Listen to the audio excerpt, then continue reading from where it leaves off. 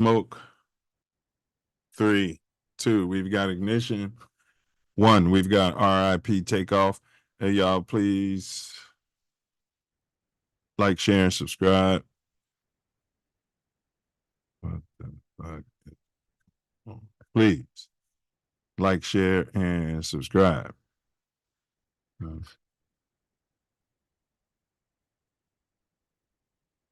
Let's close this. We're going to pay some bills real quick. Stop this share, and we're going to do it the right way. Big ups to Karen. And as the tone of my voice, I am disappointed. I had that one as a victory. We'll get to it. Please like, share, subscribe. Y'all can pull up. The link is pinned in the chat. Otherwise, I don't want to hear anything from you about sports. Copyright disclaimer under Section 107 of the Copyright Act 1976. Allowance is made for fair use for purposes such as criticism, comment, news reporting, scholarship, and research. Fair use is a use permitted by copyright statute that might otherwise be infringing. Nonprofit, educational, or personal use tips the balance in favor of fair use.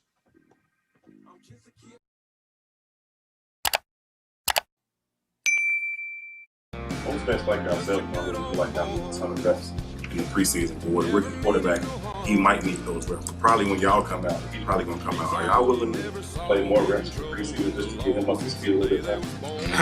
We will. Well, they pay us, so we got to do whatever they want us to do. That's kind of how that works. No, but we want to have a successful season, and we trust Coach that they have a good plan. And look, they've been thinking about all this for quite a while now. So whatever plan they got laid out for us to do during the preseason, whether it's in practices and games, we're going to be all for, and that's just kind of part of this process that we're in. So yeah, when they say jump, we're gonna have to say how high. So that's kind of the deal. The talent. I think he's got 4. He won 2 in Miami, one with the Lakers, and one with Cleveland. One with Lakers. So. You're right, 3. No, he's got 4 if you count the Lakers. So 4. I don't count public. No, it's an asterisk. There's 4. Yeah, I think he's 4 and 6. He's lost 33 times in the finals, but this is not.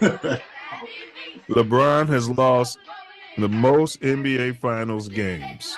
He's lost 33. Wow. Jerry West has lost 29. So is Jerry West the GOAT? No, he's the logo. Let's see where Jordan falls on this list. We got to go all the way down. Mike had even lost 15. We got to go down so far. All right, but anyway.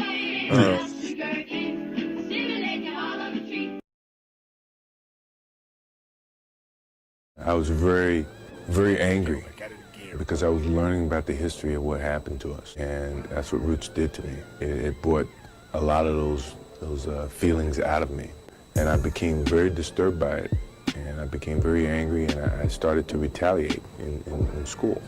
And it took my mother to come to me and tell me, it's a history, it's something that you should never forget, but you can rise above it and make an impact and make a change and make people aware of the pain that we have endured. But at first I was very disturbed by it, and I retaliated in some ways, violently. We used to go to other pools, and he would take me, and as soon as I get in the pool, they would get out of the pool. You don't forget your heritage, but you move forward in trying to make a better life for everyone, and that you always want to be viewed as a person. Reach back and pull someone with you. Allegedly, that's ignorant. Excuse me for saying so, but you seem kind of transparent. That's ignorant, I'm just cold.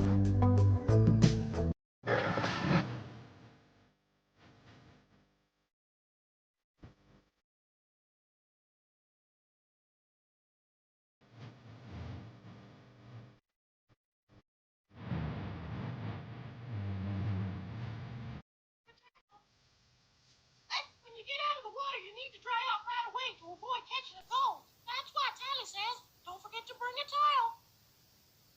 Okay. Thanks, Callie. You want to get hot? No.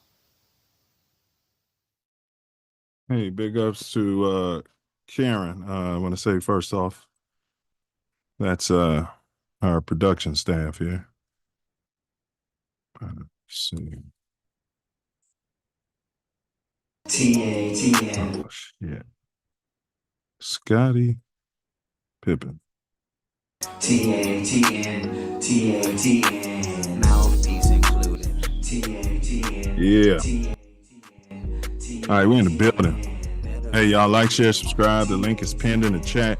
All are welcome to pull up. The strong, the meek, the wolf, the sheep, the gods, gangsters. Everybody, pull up. Talk your excrement. Y'all see what we on? Yeah. So, yeah. FGB, bear the F down. Let's go ahead and get the co-host in the building. Jackie Robinson's finest. Nominee for Dad of the Year. TATN. TATN. Can we get a FGB? FGB. FGB. That makes me feel a little better there, fella, after 2 straight losses. I'm covering up my Chi-Town mouthpiece because of the terrible play we have across all genre of sports in the city of Chicago. Yeah, I feel that, bro. I feel that. Hey, but you know what? We're gonna hop right into it because it's football on, and let's do it. We're gonna defer to people's religion here in America. I got you. We're gonna hop right to it. All right, let's start out. Let's back it up a bit, bro. And Karen, appreciate you. We're gonna start with that. Not the Titans week. Who did we lose to last week? Oh, we lost to Houston last week. We lost to the Texans. Yeah. Winnable game. Allegedly had a chance to go down there and score at the end. Some of this that we're discussing may sound repetitive, but yeah. Let's start with the negative in the Texans game. What didn't you like out there? Offensive line, the running game, the offensive play calls. Oh yeah, the offensive line was shit. Go ahead. The coaching challenges, the fact that our head coach is our defensive coordinator. Let's stop there at the coaching challenges before you go on. Yeah. What particular about it? The processing, the lack of knowing when to challenge these plays, and are you saying? Oh, you said the coaching challenge. I thought you said having a challenging coach. Either way, it's the same. It's the same thing. He's challenged. Yeah. He's challenged, bro. But those challenges he made last week were iffy at best. Bush League left him challenge shy this week because there's a play where Cole Kmet, they clearly misspotted the ball. Yeah. And he hurried up on out there. But that's today. But you know what I mean? Is this carrying over? Like, is he not learning? No, he can't process from one week to the other. He's working on a defensive game plan as opposed to coaching the entire team. So now we're going to be in the same situation next year that we were with JF1, bringing in a new damn coach, a new offensive coordinator, and the coach is going to be like, this isn't my guy. Yeah. Yeah. He didn't fit my system. Yeah. So we're going to end up going into the second year with our generational quarterback with a new coach and a new system, and trying to learn that system while becoming an NFL quarterback. So get ready for that. So last in the Houston game, I did. The offensive line was shit. Yeah. I didn't like the play calling. No. I didn't like how he's using his personnel offensively. No. And this is becoming a It's a matter of respect. It's like if Diesel was the commanding officer and he's saying, hey, we got to get this ship shape over on this end. It's not ship shape. We need you guys to run the damn football, and then they come out there constantly and do what they want. Yeah. What's up, Diesel? I'm glad he's here today because we're gonna have some JF1 talk. But what were you saying, Ace? And then we'll throw it to Diesel. Yeah, we're gonna talk about JF1. Yeah, we got to put them guys in the slopping machine. You think you're gonna come out and run against a team that gave up 200 running yards last week, and you drop back and throw 50 damn times. So what's up, Diesel? What's going on? What up, man? All right, Diesel. Right now, we're focusing on the Texans week. We're talking about the bad, and then we're gonna jump into this game pretty quick because I'm pissed right now because I had this one as a W. Me and Ace, we're 2-1 on our season predictions with the Bears so far. But Diesel, talk to me about the bad stuff you saw against the Texans, bro. Coaching. It's yeah. Dude is he's a defensive coordinator. He should not be a head coach in the NFL. No. Good defensive coach. Yeah. But that's it. That's all. He doesn't rally the troops. He doesn't know how to put whatever kind of influence that he has on the offensive coordinator. Correct. Most defensive type head coaches tend to want to run the ball more. Correct. To give their defense a rest because their defense is usually good, right? Correct. This dude doesn't do that. He is, and the only reason I think that he's here is because of the relationship that Poles had with him in Indianapolis. Is it a sexual relationship? In your mind, yeah. But I'm just asking. Shit. Something's going on. I mean, it's Chicago, bro. We fire people. Yeah. His familiarity with him. And I get it. You give a guy a shot to be a head coach, but once you see he's shown it last year that he wasn't capable.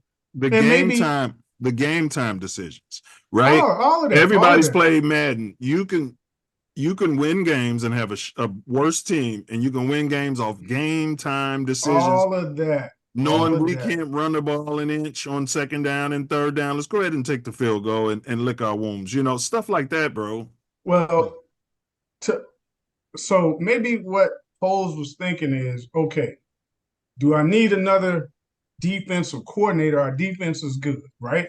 Right. So maybe he told him, you go get another coordinator, offensive coordinator, right, and we'll see how this goes. He just picked the wrong damn coordinator because this dude was not all of that in Seattle. He just wasn't. Passed up on is going ape shit, I think, in Arizona. They're averaging like 60 points. We interviewed him, had no interest. No interest. Man, I mean, he this dude's shaking on the sidelines, bro. You got to think about who your personnel are. Who do you have? What can you do to make that person reach whatever potential he has? Same thing we kept saying about Shane is literally doing this when they show him on the sidelines holding the play calling card. This motherfucker's over there shaking, bro. Call a run play if you're scared. It's the same type of thing when we were talking about Fields the past couple of years. Put him in a position to do what he does. What he can do now. Yes. Quit doing what you want him to be. Yes. You can't necessarily do that. And quiet as it's kept, man, the Bears could have won these last two games right there in these games. With better head coaching. And I blame it all on the coaching. Yeah, it's some players making some mistakes. We know the rookie quarterback's going to make mistakes. And that's all Flus talks about. But the wins and the losses are on that coach because of things that we're seeing in the game that he can control. Yeah. I mean, it's just, oh my God. I'm watching today and I'm seeing now again, like the week before, they called for Lovie Smith's head, and I was one of them at a certain point for less. But go ahead, Diesel. What were you saying? They called for game time stuff. Lovie make one mistake. They were calling for Lovie's head, bro. Lovie won 10 games. Yeah, I just was upset with Lovie because he wanted to get rid of Ron Rivera. That was his downfall. When he left, everything. He didn't like an aggressive style of cover two. Ron Rivera did. He's like, we can't just sit there playing cover 2 all the time. They know what it is. The only way you're gonna win is if every single perfect person on that D is almost perfect. If you just keep playing that base. Vaughn was aggressive with it, and Lovey didn't like it. So he got him out of there. Were there any positives in the Houston game? Because I want to move off this and talk about the one that's that we just saw. The defense. Oh, yeah. Defense kept us in the game. I mean, kept us in the game the whole game. Special teams for, not counting kick returns and stuff like that, but the kicker did a good job last week. But yeah, it's all of that game was on like just the offensive coordinator, head coach. Head coach can control his coordinator to call a better game. And it shows up a smarter game. You got to look at what your line is fucking not doing. And why did we wait 3 weeks to see Roshan? But Ace, any positives on the Houston game? Basically the same thing as defense, some of the special teams. But your coaching leaves a lot to be desired on the offensive side of the ball. And it reared its ugly head again the following week, which we'll get to soon, in this Colts game. Prior to the game this week, you got your fullback inactive. You got Velas inactive. They keep saying the fullback was tweaked, but they act like they can't find somebody off the ice cream truck to line up back there. He hasn't played this year, has he? No, they say he's tweaked. Or Lewis, like you can't put a tight end back there or something. Like, I know what you're saying. Let's get some blocking. Nobody even uses fullbacks in the league but the damn Bears. Right.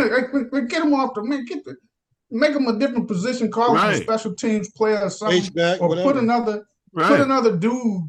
A tight end. That's what most teams do. Another tight end or something, man. But God.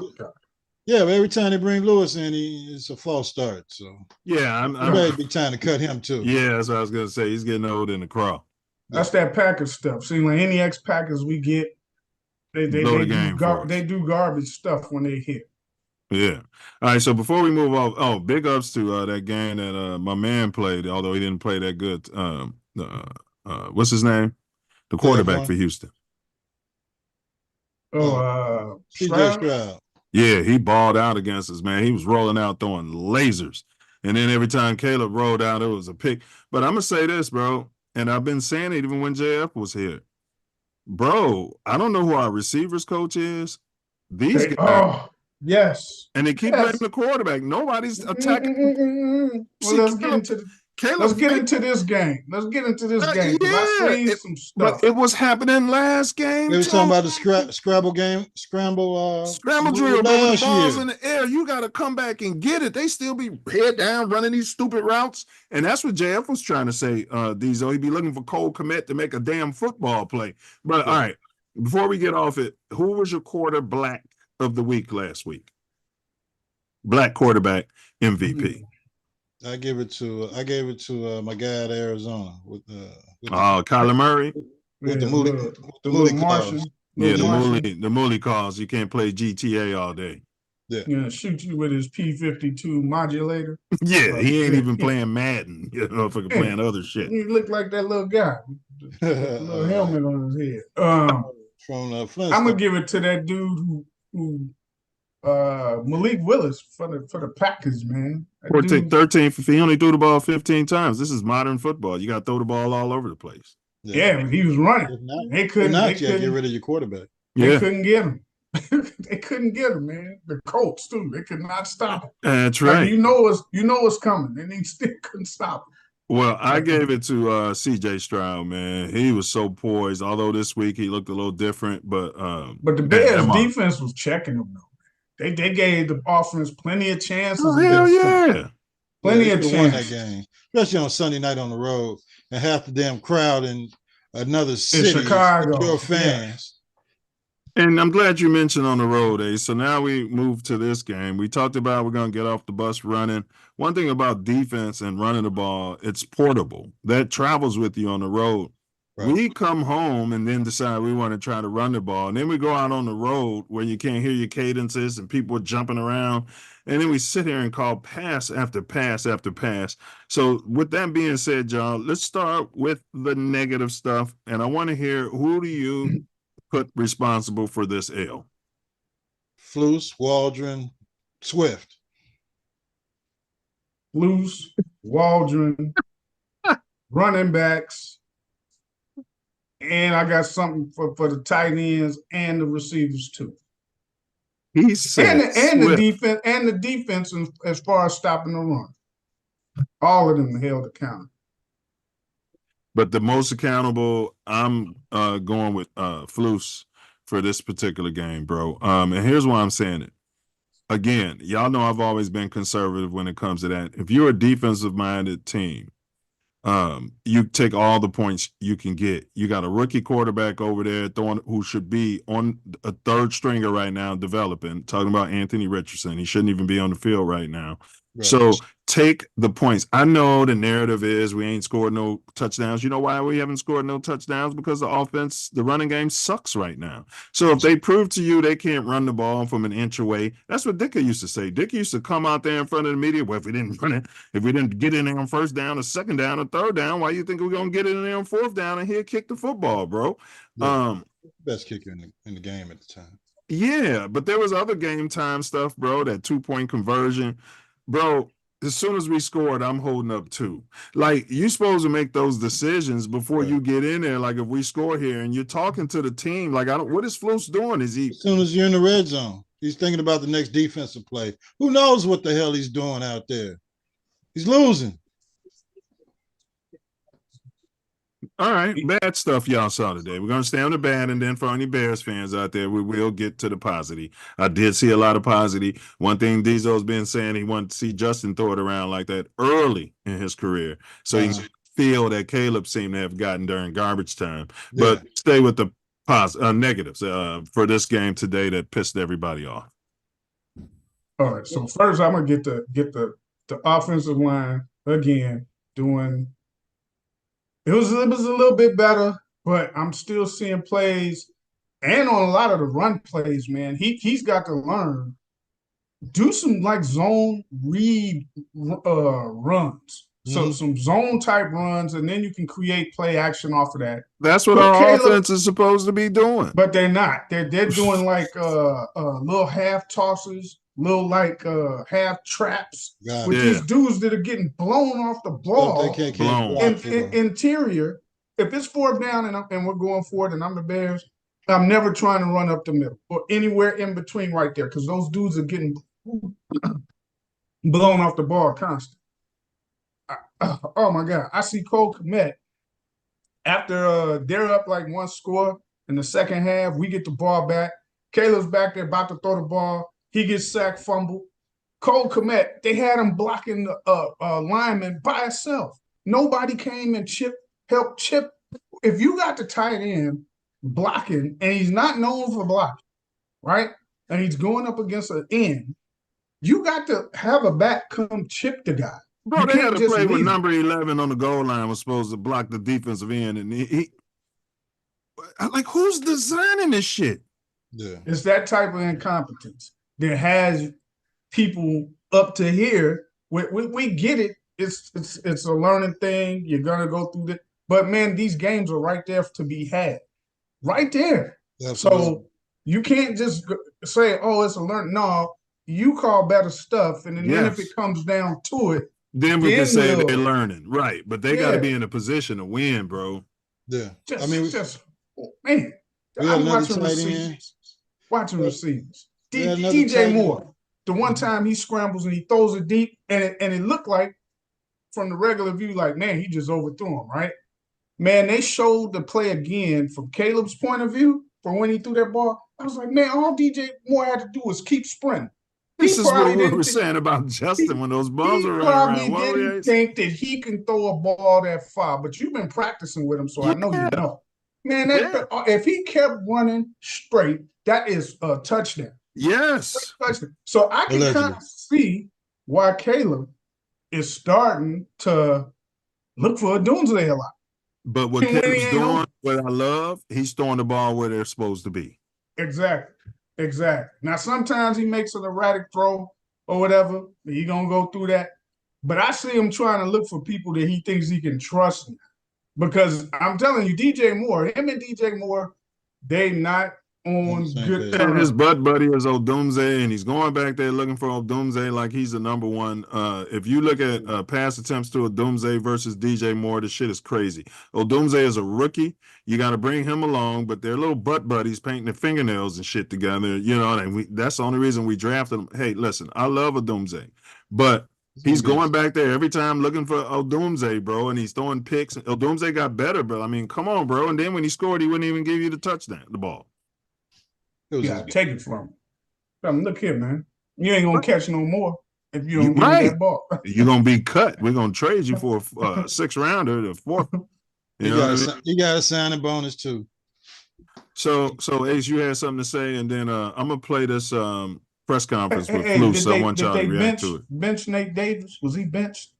Now he was hurt, so he didn't really practice, but that was a soft way of benching him. Yes. Okay.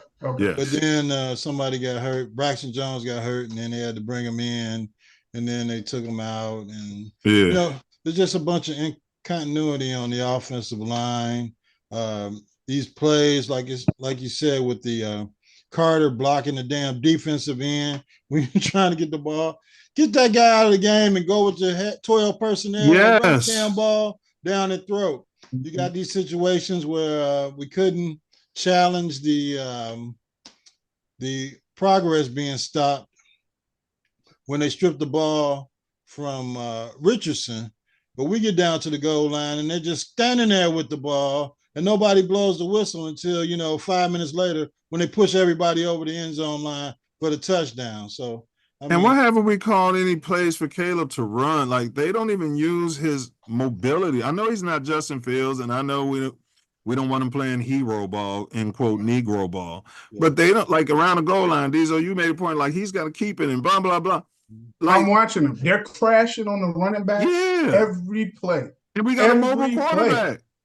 All you got to do is just one time.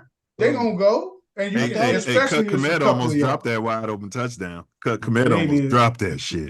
I thought he saw it one time when he gave the ball to the halfback, and then he kept going with the fake and ran out to the side and saw that there was nobody out there, but they never went back to it. So he's got to incorporate that more. And he's got Roshan Johnson down at the goal line more. Man, is it just me? No interest. All three of the running backs, they all look like they running in slow motion. That's Swift. What the heck? Swift is a product.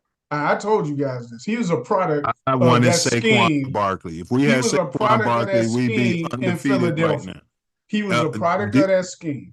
Diesel, if we had Saquon Barkley, this team would be 3-0 right now.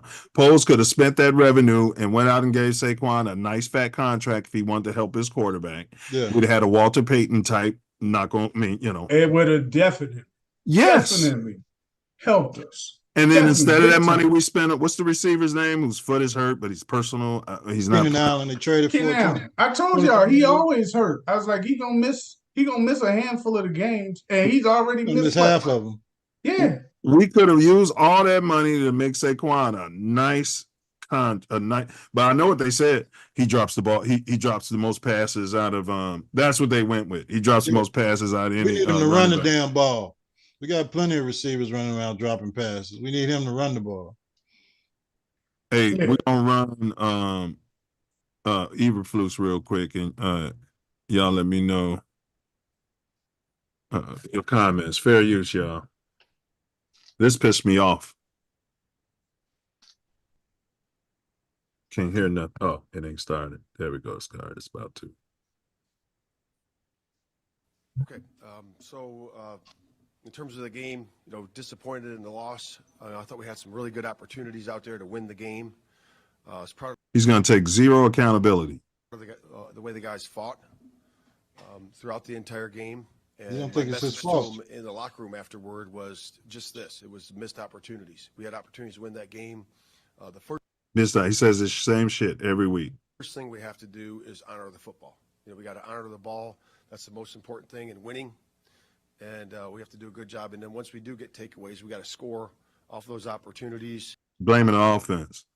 Quarterback. Difference in the game. Just like he's going to deal with Justin. Yep. And we did not. And so that's important that we do that going forward. He won't blame the offensive coordinator and say that's why we're supposed to be running the ball, and then we wouldn't be giving it away. You know, I was pleased with a lot of good things in terms of the distribution of the ball. I thought Caleb threw the ball and got it to a lot of different receivers today. I thought we were committed to the run, more committed to the run. What? 50 passes. Are you kidding me? He thought that game was committed to the run. I know those last two drives we were down by 2 scores, so we needed to get it going there. So we were in 2-minute mode. So that I was proud of the way the defense fought. The defense fought through the game. Had a couple of nice takeaways. Had a nice 4th down stop after some sudden changes. Had a nice turnover in the red zone down there to stop a score. He's going to lose those veterans, man. Their defense and all them. They're not about to come out here and get hurt and mess up their career. If So I was proud of that for those guys as well. But overall, it's just got to be better. We got to do a better job as a team, honoring the football, and just doing the details right and playing better. So the wise. I gave my hats off to the coach. That's what I'm saying, bro. The coaches like Dicker, Belichick, Tomlin, they come right out like, this is on me, this is on the coaching. You know what I'm saying? Like, we got to be better. You know what I'm saying? Like, we got to be better. We got to be more prepared. We got to have a team prepared. We got to come out with a better damn game plan. We can't have our rookie quarterback dropping back 50 times on the road in the 3rd game of his career, hoping we're going to win a damn football game. We got one of the best defenses in the NFL. 3rd game of his career, he's averaging 37 pass attempts a game this season. Go ahead, Diesel. The second series. Soon as we got the ball back on the second series and he dropped back, I mean, almost every play is in shot. So obviously, I'm trying to tell you, with a guy like Caleb, he could be used like Mahomes. Yeah, Mahomes does a lot from the shotgun, but he also will go into center. Yes. He had him back there. And like the first 2 plays of the second series, I said, there they go. Just trying to sling it. No backs. All this no backs. No, and I'm telling you, man, the backs. Yeah, like I say, Swift was a product of that environment in Philly in that offense, that scheme. How much does Poles' influence have on this Swift team? Because I can't believe as a head coach, you're just going to keep giving this guy the ball and he's averaging 1.5 a carry. But some of Swift's is on Caleb, and he finally started figuring out, man, would you stop trying to get the ball to roam on these 20-yard passes and throw the ball down at the hole, throw the ball to Swift and let them make some damn plays. It's the call by the coordinator. He keeps calling. You know who the damn coordinator almost reminds me of? And I almost want to go through the TV when I'm watching them play. Colorado. Shedeur Sanders, every time he's like, he needs a lot of time because all of the plays are like beyond 10 yards down the field. I'm like, will you call some plays with some slants, 10 with wide, 5 and outs, and man, just a bunch of, and it's like, what is the coordinator? You don't have a good line for this. Yeah, some slants, some clear outs. Yeah. It's like, come on, man, get them dudes to bite up. Then you can get down the field a little bit, but they just like keep going. It's almost like who was the dude we couldn't stand that came from Kansas City? Just kept Justin on the swing it. No, the Kansas City coordinator. Nagy. It's almost like that, man. Big Like N-word. Yeah. He's like hard-headed like him, man. Like he just keep doing the same stuff. I got a generational talent back here. We're gonna throw this damn ball. I'll give. And last year it was we got to see if we got JF1, so we're gonna throw the ball around 40 times a game, so we can see if we can move off JF1 and get this generational talent. H. Moultrie says, timing off. Nothing in OTAs, nothing in training camp, nothing in preseason. These season games are their preseason games. They 4 weeks behind. Well, one thing I'll say, it's a new offense, and I think we all agree that it'll take 4 to 5 weeks for the whole team to know what the hell is going on, to be fair. And you got a rookie quarterback and a rookie number 1 wide receiver for some reason. Go ahead, Ace. Yeah, I was just going to piggyback on that. Throw in the fact you got a rookie you got a rookie wide receiver, you got a rookie quarterback, and you got a first-year coordinator that's trying to get to know these guys, what they do, where they like the ball, and it takes time. It's probably going to take to after the bye for them to figure out what the hell they're doing. But you got to win these winnable games. It just makes us frustrated when we see the mistakes that they're making that are easy fixable, where the reason that you're losing could be other things, as opposed to I'm gonna leave this tight end foundational on this guy, stuff. and not have a running back come and chip him. I'm gonna have the little person block the biggest guy on the team on the most important run of the game, or have these guys 5 wide, and I know my line ain't shit. Wait, and you do that several times with a rookie quarterback. With a rookie quarterback, shotgun, no back, 5 wide. Yeah, and he'll do that after a good run. So we had some good runs. I think Johnson ran like first down. It was 2nd and 4, and we no backs. He gets an A for effort. He gets an A for effort. He was putting in effort, right? Yes. I'm not seeing that kind of effort mainly from Swift because he's getting most of the carries. Herbert is coming in a little bit. Bro, a running back, after they get hit, unless you're talking about a Walter Payton or a Barry Sanders, somebody like that, they can only take so much punishment before naturally they're not going to take those hits no more, bro. And Swift looks like when he hits the hole, he's ready to fall down. Because he don't want to get hit. He's just looking for someplace to fall. Yeah. Yeah. I was happy with David Montgomery. I never wanted him traded. I thought that him and Herbert were a perfect little combination.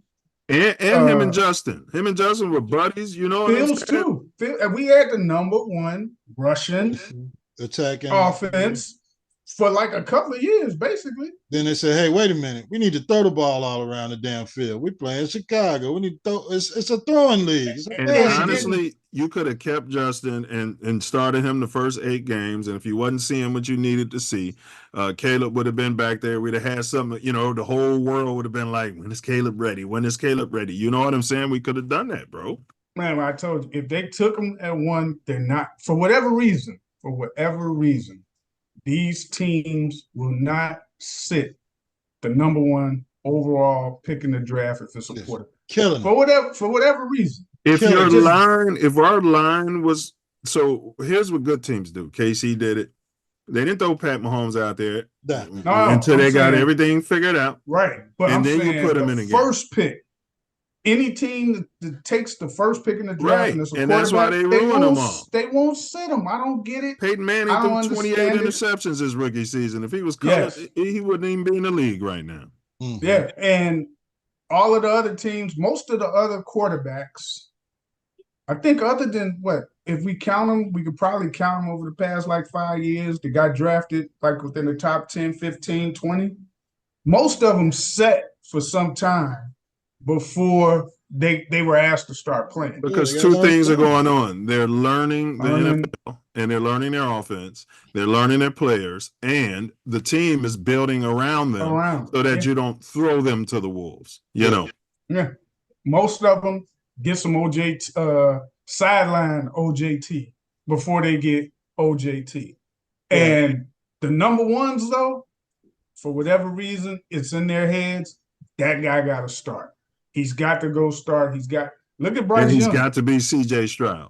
Yeah. And that's only going to come once every blue moon. It's in history. Mm-hmm. Yeah. And he wasn't the 1. He was the 2. Right? So, and that's only every blue moon. Bryce Young, look at him. They put him out there starting. You should have had Andy Dalton starting last year and had him holding the clipboard. Correct, because you knew you traded away all your draft capital. Yeah, you knew you had nothing. You got rid of DJ Moore. You got rid of DJ Moore. You had nothing. Right. They got rid of Christian McCaffrey earlier in the year. Yes. They had nothing. There's no way I'd have him starting out there last year with what they had. I was like, no, man, hey, just sit back. Maybe around, 10th week or so, 15th week, maybe let him a game or so, but there's no way I would have had that dude out there getting messed up, man. They basically almost got that dude sitting in a mental asylum or something right now, man.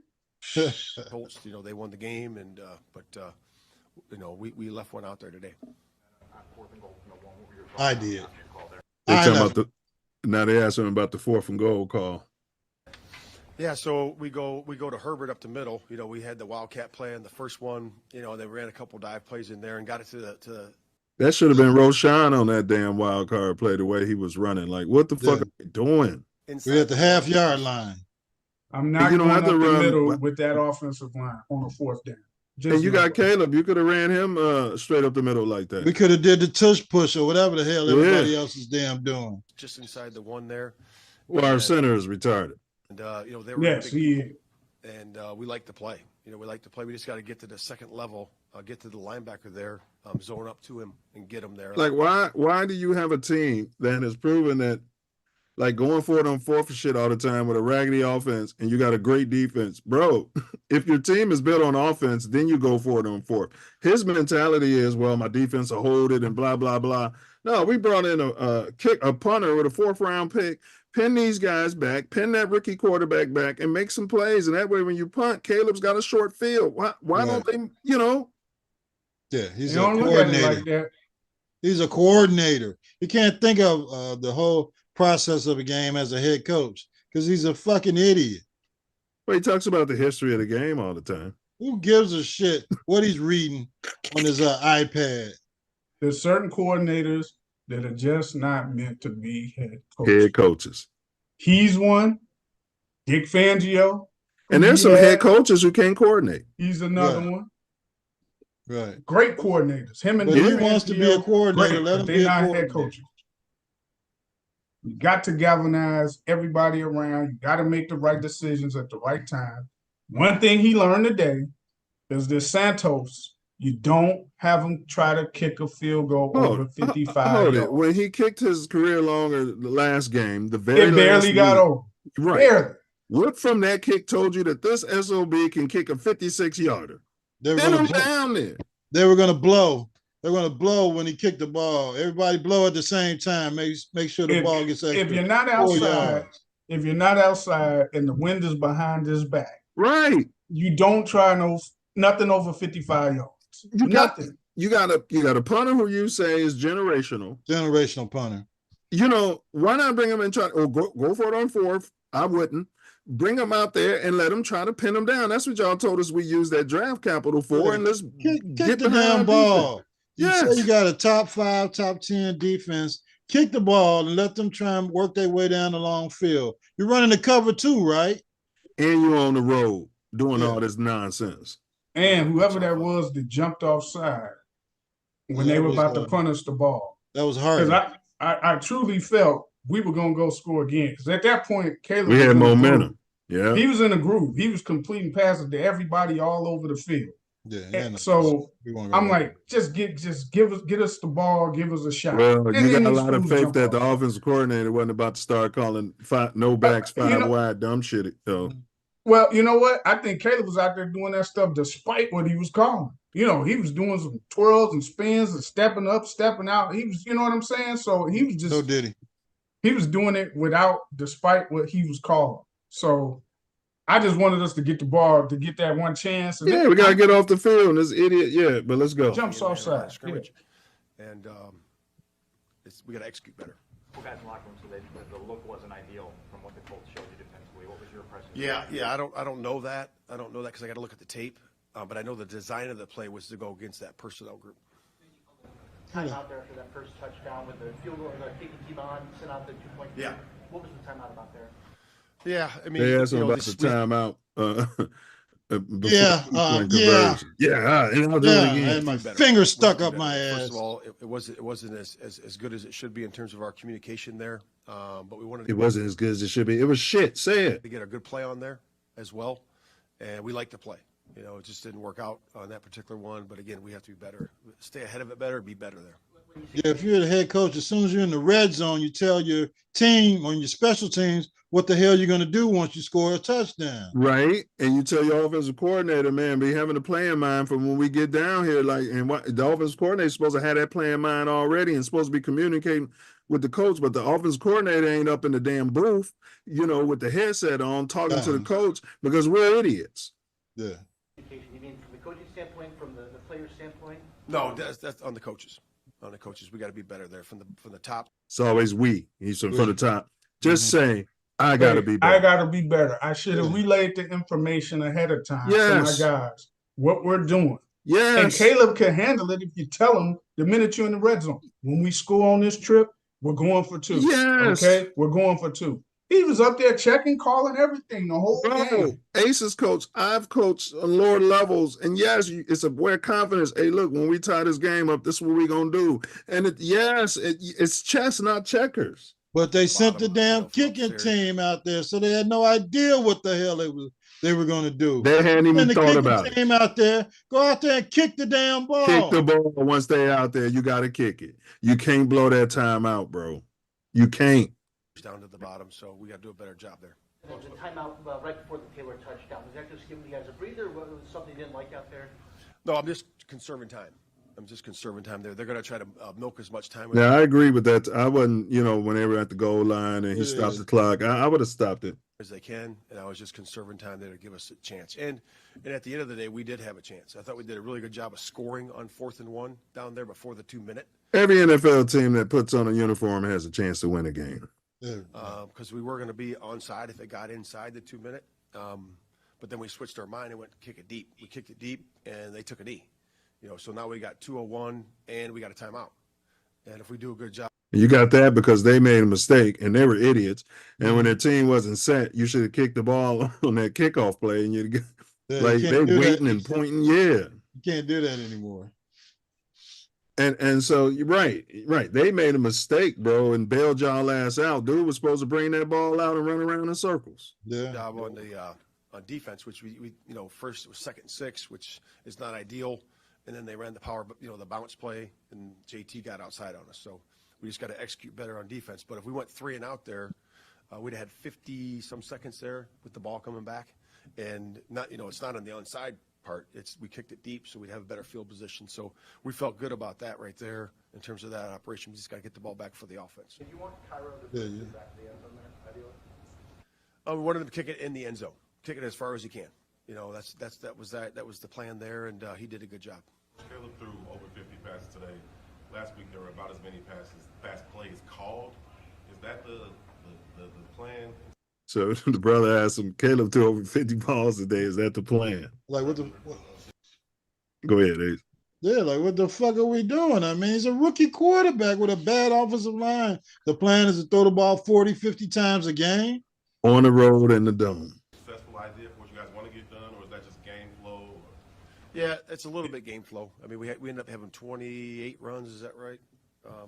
Something like that. I believe it was 20. You had 27 pass attempts in the first half. It's going to be a long year. Flow. It's going to be a long. The only good thing going to come out of this year if they keep all those pass plays like that. He's going to get fired. He's going to get some OJT as far as passing. Oh hell yeah! Year. I'm seeing progress. We're going to get there, but go ahead. Yeah, but as far as us looking into the season, chance to get to the playoffs, all that stuff, it's going to be a long year because it ain't going to happen, bro. Not with with them doing this right now, man. Yeah. They could have been chilling for the first 4 games, especially on the road, man. Like, You got to play, especially when you're giving up 19 points a game and scoring 14 points a game.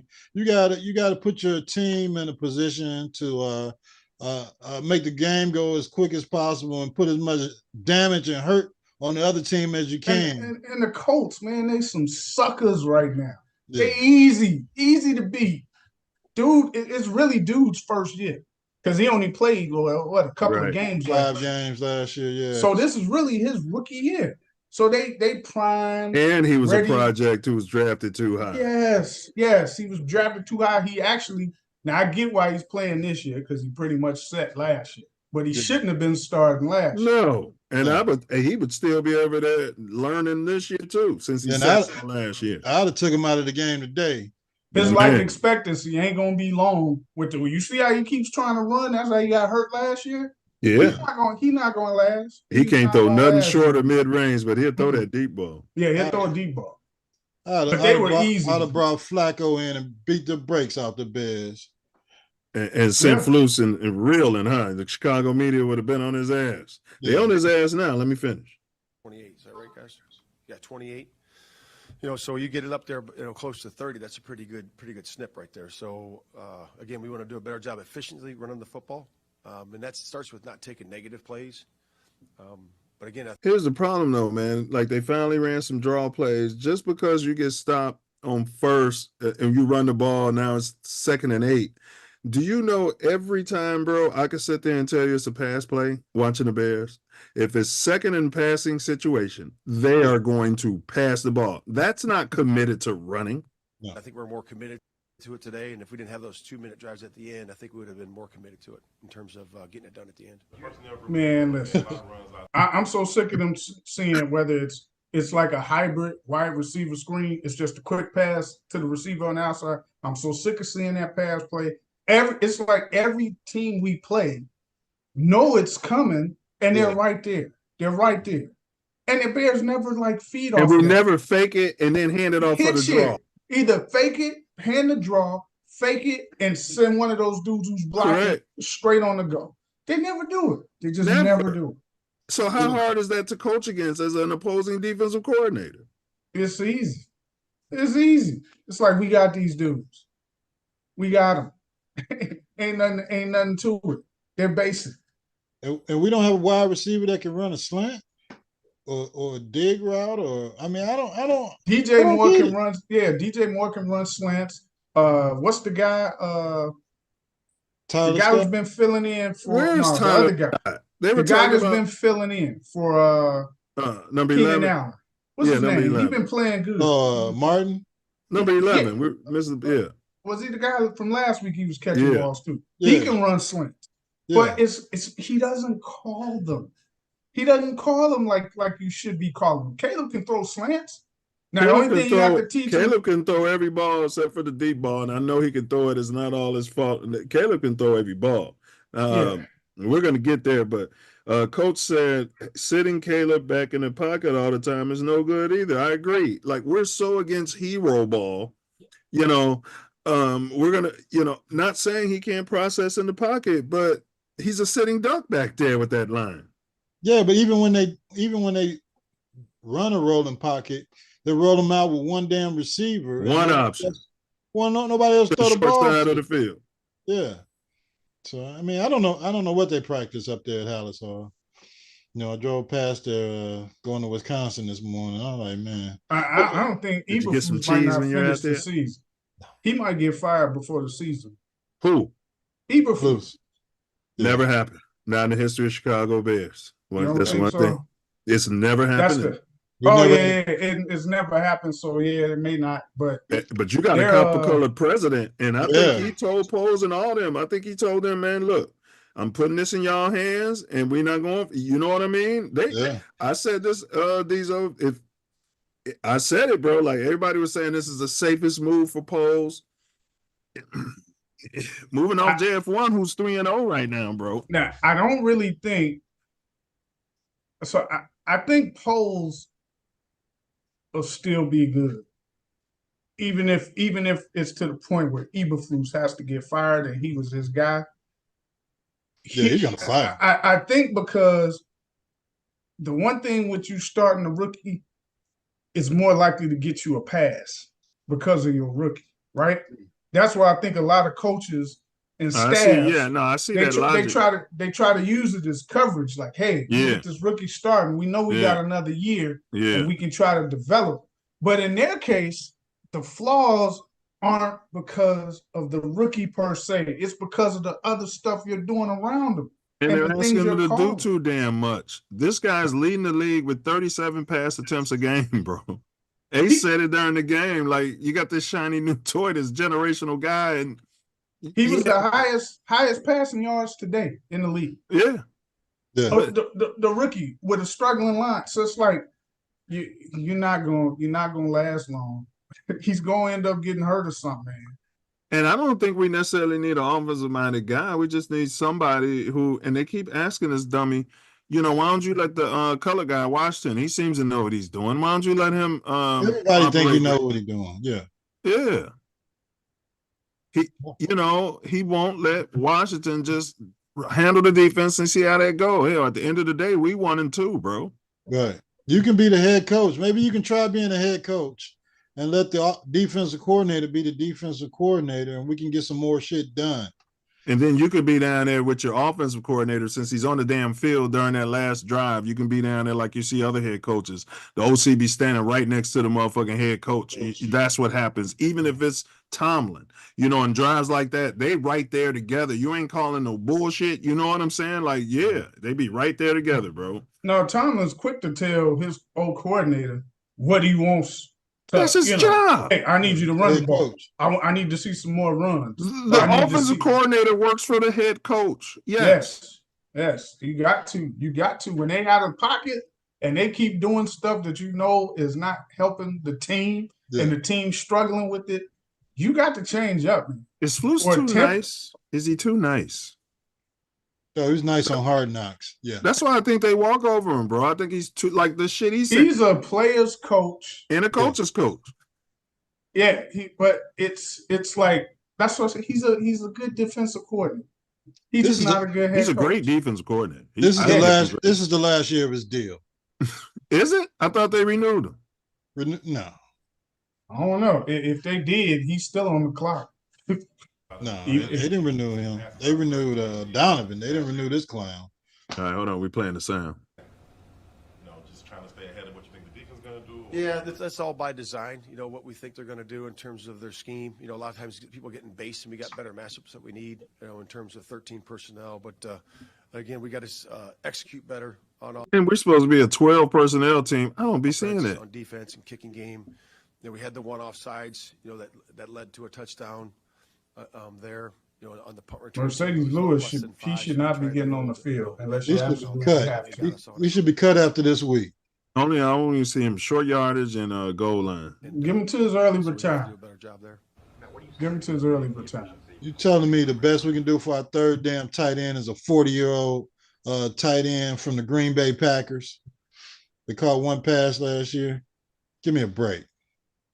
Go find another football player. Put him on the roster. Yeah, I just really think it's about fundamentals, right? Fundamentals, I think we're committed to it. I thought we run the ball really good on the inside and the outside in terms of play selection, which I think you need to do. You really got to stretch the defense inside. See, he's happy with the play selection. That's what I'm saying, bro. He ain't no players coach. Right outside that way. Who's that? Loose. I do feel though on the outside plays, play we selection better. It seemed like we got to look at the tape. He said he like running the ball inside for 1 yard a carry. Done better because it looked like there were some guys that shook loose. Man, it's just the third game of the season, but to the outside stuff was like these crack plays, man. You do an outside stretch, outside zone. I don't see you calling that. I see, you know, where it's all of them in cohesion at the same time. Man, they don't ever get some heavy jumbo going and pull them big ass tight tackles and guards. They don't ever pull them. I need a running back that can make a tackle miss. Yes. Well, none of them. We said that during JF1's career. Like, that shit matters, bro. Do you understand that? Go ahead. David Montgomery, at least he could make a tackle. He wasn't shifty. He led the league in yards after contact. But he could make a dude miss. And you never lost yards. He led the league in yards after contact. Yes. Why they would think this is more of a big picture thing, for the. Yeah, I would say that, Mark. I would say that. Look, you know, this is our third game, and there was some positivity to take out of this, you know, and we're encouraged. We're encouraged in that locker room. We are encouraged, and we are, you know, we'll have our head moving forward, eyes moving forward, and we're going to get better this week. And to me, there is better production, you know, on the offensive side. You know, there was better production there in terms of who we got the ball to, But he's supposed to say, but it ain't good enough. And that's what I hear Tomlin and the great coaches say. You know, our business is to win football games. Like, what is this guy talking about? He ain't coaching a team with a bunch of bums anymore and a bunch of young players. You know what I mean? No. Well, now it sounds like he's pitting the offense against the defense. You know, defense is doing their job, but the offense needs to get better. And that's his job. Yeah. As a head coach. He just needs to be better in certain areas, you know, on offense, on defense, and in kicking game. And it starts with the football. How is this starts with the head coach. Caleb, he threw for a lot of yards, but your offense still trying to figure it out. Yeah, I mean, I think that you saw him operate in 2 minute. You know, the 2 minute drives that he operated in, I thought were really good. You and I think that he looked good in those. Yeah, he looked good in the Hail Mary. He got his first 2 touchdowns of his career today. In terms of passing, and so there's a lot to build on. But I said we have to look at each other, look at your individually, look at yourself, and see what you can do better, execution-wise, to get the victory next week. Well, anybody ask what is the identity of this team? What is going to be the team identity? 2024. Air Coryell. That's what they're trying to be. With that offensive line. Shit ain't gonna work on the lakefront in February, December. There's something to that, Pat, but I also think that you have to operate in 2 minutes in this league. So sometimes you're down by a score, sometimes you're down by a field goal. You're still gonna have to move the ball in that situation, and I thought we did a solid job of that today. And on Caleb's first interception, where he's going into Carter on the sideline opposite you guys, what's the message to him? I know he makes those out route throws a lot, but was that just that should have been a pick six.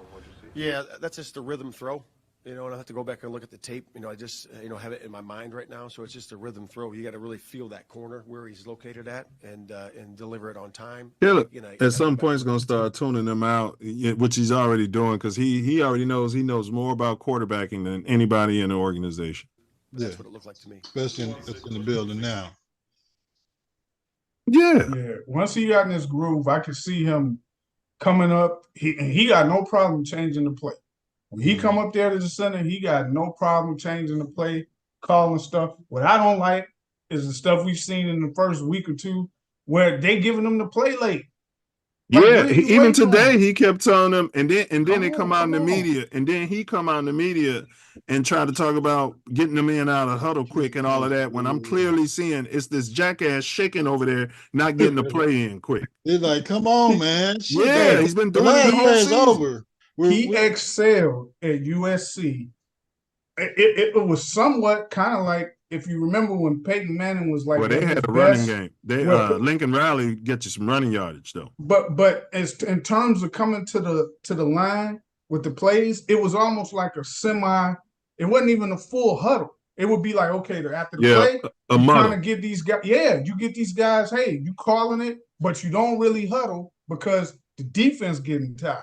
Yeah. And he was doing this all the time, so it's not too much for him. Yeah, it's too much for the coordinator. He don't even know his playbook. Come on, I understand the players have to get used to what the hell you're doing, but you should know the back of your hand. Yeah, what I call in this situation, my options in this situation. Boom, let's go. You should be able to get a rhythm as a play caller, and you can't get a rhythm if you don't know what the hell you're calling, and you can't get the plays in one after another. I have never seen an offense coordinator shaking like that in regular season games, bro. In any game, but I can see if it's a Super Bowl, I'd be concerned. But come on, man. Maybe he's got some sort of a muscular disease. Maybe so. I was never impressed with him in Seattle. I thought he was just average. That's what I thought when he was in Seattle. I thought he was average. They had some good, talented guys over there. And Geno Smith was, playing better. Hey, big ups to Geno Smith. Hey, I've been hard on Pookie Smith, and I hate to come around because then I tend to jinx these players. But yeah, big ups to Geno Smith. I thought I didn't think he could do it. I thought he's poor and stupid. It don't look like I'll be eating crow off the inactive roster, but Nah, that's more bad Bears management, bro. Just because the guy dropped the football, you're never gonna play Valus again? If that's the case, cut him. Right. That's what I said in the damn preseason. Cut him. Yeah. Well, he's the best returner we got. It's just subject to fumble. Can't catch the ball. That's what I was saying, bro. Yeah. He's subject to fumble. We're always hunting touchdowns. He can't catch the ball. He's the best guy. We're always hunting touchdowns. When he catch the ball. And we want to get a first down, to go getting closer and score a touchdown. We were aggressive in the beginning of the game. You're always aggressive there. I don't think you're ever hunting field goals, because those don't win in this league. You got to see. He's got this shit in his head that field goals. What do you mean field goals don't win? He just lost to Houston. They kicked 9 58-yard field goals against you, stupid. Field goals win in this game if you got a top 10 defense. Yes. Yes. And he just said field goals don't win in this game, but Houston kicked 3 or 4 against us last week. That's how they won. Yeah, they kicked 4. 4 field goals and 1 damn touchdown. 59-yarder, 57-yarder. 19, whatever we lost. Yeah. 19, 16. And we passed on a field goal in that game that would have helped us. Yeah. Since field goals don't win games. Yeah. Well, if that's your coach, your defensive coach's mentality, he shouldn't be a head coach. Yeah, it was just, because I know this is a loud place, so when you have an issue, you always have that to go back to, so if it starts to get really loud, just go to the wristband and then he can get it out, to the offense, which I thought was good today. So if you don't have a wristband, then you can't go to it when it gets super loud, so I thought it was a good operation in terms of using that. Took them 3 weeks to tell this Neil Payton son of a bitch the wristband is mandatory on the road. Took them 3-4 weeks, 3 seasons to figure this out. They didn't figure that out with Justin Fields. We're just gonna get the play in late and see if he can process. See if you can process it and see what happens. Yeah, and blame you. They were getting the play. We're gonna blame it right on you when we lose the damn game, and we'll be around next year, but you're gonna be gone. Diesel Getty used to do that too, get the plays in late. Now I used to be like, they were like horrible. The Bears been one of the worst teams at getting the plays into the huddle since Lovie Smith. And then you blame the guy for not making the proper pre-snap reads when you're giving him the clock is in red when he gets up there. They're up there like And you can talk to him in the headset for a certain amount of seconds. I don't understand. I don't understand. And if you're talking to him in the headset, you know why they can't hear each other? Because his dumb ass is standing down on the field with crowd noise coming through his mic. Right. When all he has to do is go up in the booth. Yeah, where it's quiet. And you can hear crystal. And you can see the all 22 and really know what's going on. Yeah. But they feel like he's got to be whispering to Caleb, and I never see the offensive coordinator talking to Caleb once. I have not seen that on the sidelines. So therefore, if that's not happening, if he's not coaching his players on the sideline, he should be up in the booth. Son of a bitch. Caleb is not, if you look at him on the sideline, he's not really the type of dude that you got to come telling all of this different advice and shit. Just let him He play. usually knows what his mistake was. Right. And, he can look at the screen a few times and see what they're doing. Yeah. But that's about it. But see, this goes back to during the preseason. Oh, he could take everything and we're throwing everything at him. No. Throw what he needs to know for week 1 at him, right? Throw that at him. Week 2. Then throw what he needs to know for week 2 at him, and then as he's learning all of that over the weeks, then eventually you would have thrown everything at him. Right. But we're just going to throw everything at him and see what sticks. See, if he makes good plays, good. If he's playing against a top tier defense, so whatever mistake he makes, that's just a mistake he's going to learn from. Yeah, unnecessary mistakes, which I think Diesel was trying to say. Find some plays that he can run. That's what you need to do. All right, that's it. But look, we got Caleb, man. Hold up. I want to hear Caleb real quick. Time, taking a loss. And I got to inbox him and tell him to stop all that Go Bears shit because it's going to blow up on him. Awesome. It's not going to age well. No. Definitely feeling the loss. It sucks every single time. Taking a loss. He's got good hair. I just realized that. It gets easier, never gets better. Allegedly. So some sort of Mexican. Say that I still am proud of my guys. Proud of the steps that we've taken so far. The things we did today compared to last week and the week before, the steps we were taking, super excited about this future of the offense, the team, the defense, special teams. Obviously, defense is playing. He's got to come out there and say it's my fault. Obviously, they don't want points being up on the board, but to have, I think it was 2 interceptions or so. 2 interceptions and a fumble. We ain't talking about that, holding that ball.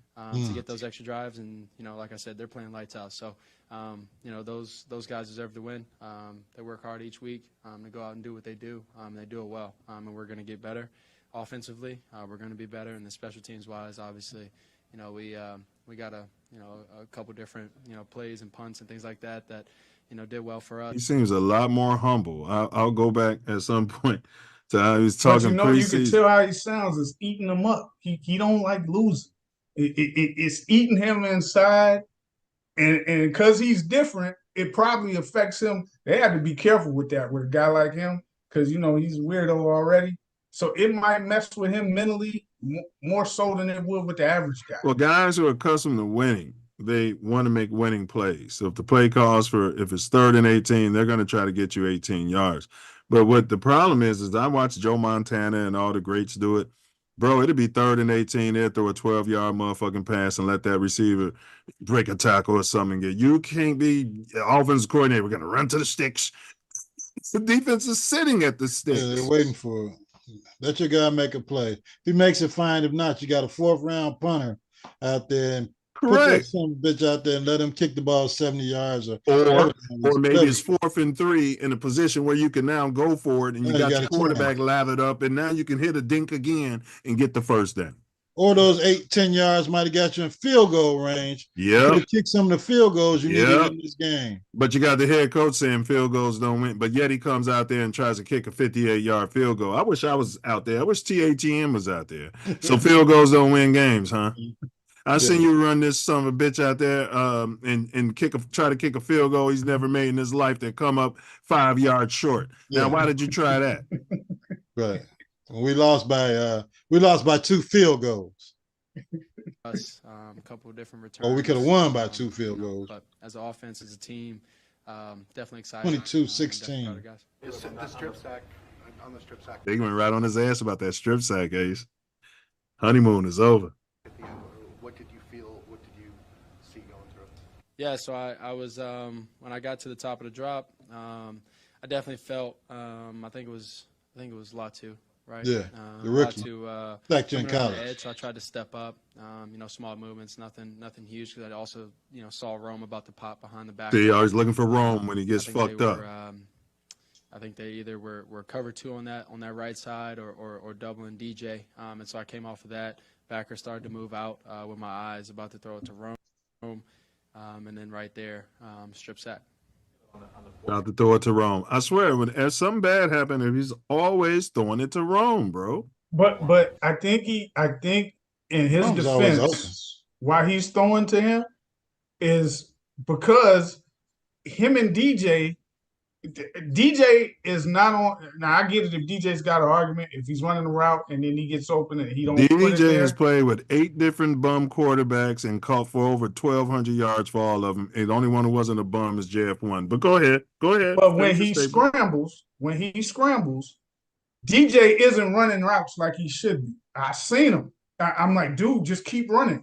And he'll get you the ball. Because he knows that he's throwing that ball to fucking the way Justin was looking for him and the way Justin's getting the ball to his number 1 receiver in Pittsburgh. DJ knows that I'm not running around here out there and I'm watching you throw the ball to this rookie 15 times a game. But again, if you heard him even on this thing, he says they were doubling DJ. If you heard him even on that play where he got the stripped and fumbled, he said they were doubling DJ. And he run the damn ball. Right. So I think him and DJ, it's like a little until they get on the right accord, like when he has to scramble, which is going to be a lot with this line, right? So until they get on that right accord, he going to be throwing to Komet and Rome. To get the doubles off DJ, yeah. But it took him too long to even start going to Komet. This guy was just ramming the ball to Omaduze. There must have been a game plan. First, second start. Yeah. So this is 3rd start. So he's getting better, getting more acquainted to. So I'm gonna give it to him better. All right, let's go back to it. Play to Swift. What did you see pre-snap in terms of the look they gave you, and then what did they do to blow that up? Yeah, so that was a tough one. Being right there on the inch-yard line, or so 1 yard line, and then not get that. So seeing it, things like that is a play we practice all week. Something. When you had Justin, you can just stand over center and let him run it in there. They're at the half-yard line. They run the damn ball around the 5-yard line. But they're in the shotgun. Exactly. And if you're gonna be in the shotgun, do the read. Justin used to do it occasionally, where he just hold it and run it in. Yeah. I think he did it today for a touchdown. Held it and ran it in. Yeah, ran it right through the center. He came through there like a man too. He rode through there like. And then they was asking stupid questions after the game, and the media's trying to change their hype around him. You seem to be more poised. He's been progressing every season he's been in the NFL. I still see. I mean, they're looking for all these things. To me, I'm still seeing the same guy. That stuff he would do in Chicago. He had one, a game good with passing, right? He's the best runner for a quarterback in the league. He's been that since he was with the Bears, right? So I still his see him completion doing percentage is like 74% this season. because they got him where he's only throwing in these certain situations. He's not throwing like the Bears have. I know. What were we always saying? That's what we were saying This last is what year. we were saying last year. I was saying the Bears should tailor the offense to what he does best, right? You said that eventually, but you were saying you need to see him throw the ball around like Caleb is so you can see what he can do 30 times a game. Once I seen that he can't throw. No, I just saying quit making throws. Once I see he can't do that. But here's the thing. We can say he can't do it, but we can say he can't do it yet. And that's what it means about developing a player, developing a quarterback, developing anybody. Like developing a roster. Correct. A lot of players can't, and you coach them according to what they can do now. So my biggest thing with him is he doesn't throw with anticipation, right? That's fine. If you put, what do we say? Trade him to Atlanta. He'll do good with the Falcons, right? Well, who's the offensive coordinator of the Steelers? I said keep him in Chicago. Well, outside of that, when we talking about trading him, who's the offensive coordinator in the Steelers? Because he got fired from Atlanta. The head coach from Atlanta is their coordinator. So he's doing those same things in Atlanta, but with a better guy fit for the scheme that he runs. With a better defense around him, with a better head coach. Better head coach. Yeah. So you keep throwing that shit around like the Chicago Bears. Defense is about as good as what we had, right? Correct. Defense but the head coach. But Justin didn't have that defense. Hold it. That defense was shit. We broke Bears records and NFL records for a majority of his career. What are you talking about? Our defense was only good last year. Yeah, but the year before we were showing signs. But before last year, we were showing signs. But we were top 10 defense last year. So just like the Steelers got. Once we picked up Sweat, things started changing. Yeah. But they traded the whole they gutted the defense, and we had a bunch of he might be able to do this, he might be able to do that guys running around. Well, our biggest thing was we wanted a pass rush from the front four. The Steelers already got two dudes who generate a pass rush from the front four. We haven't always had Brisker. We haven't always had that third down guy that they got. They drafted all those guys who came in last season. That's when we started getting talent. Well, Tariq Stevenson was drafted. We already had Jalen Johnson. And all those athletes were not on the team when Justin was playing and losing all those games. That's why they didn't fire Flus. They were there last year, though. Yeah, and they didn't start playing good until after week 5. They blew games where we scored 30 points in the first 4 games last season. Yeah, we couldn't score on games where we held teams either. So it's like those are better teams that we're playing. Games that we could have won, that we had won, but we couldn't get any kind of drives in the fourth quarter. I'd like to see what Justin's record is against the spread. Not the spread, but how many games was predicted to win, how many games the Bears was favored versus how many they won. That's what you need to look at. They weren't favored by many because games. They were bums. They weren't favored. So we held this guy to a standard to win all these games that they weren't favored in, and he's still developing. Our offensive line was shit. No, we're holding them to the receivers were shit as being Bears fans, wanting them to win, right? We had rookie running backs. we had David Montgomery. We had Montgomery. We're talking about our run game. Last year. Montgomery was going, last year was going, but we still had one of the best rushing offenses. Equanimity, St. Brown, and Pettis. And, but we had the offense because Justin Fields was adding to that. Yeah. Yeah. His skill set, they should have geared that offense to something similar with bootleg, but they wanted a shiny new like that. They wanted a shiny new toy. And my grandmother, rest her soul, would always say, 9, she didn't call me 9, but a bird in a hand is worth more than a bundle in the bush. And that was the whole thing. At the end of the day, this guy's 3-0 right now. and wins that a lot. don't mean nothing, though, Also, man. That doesn't mean nothing. Doesn't mean nothing.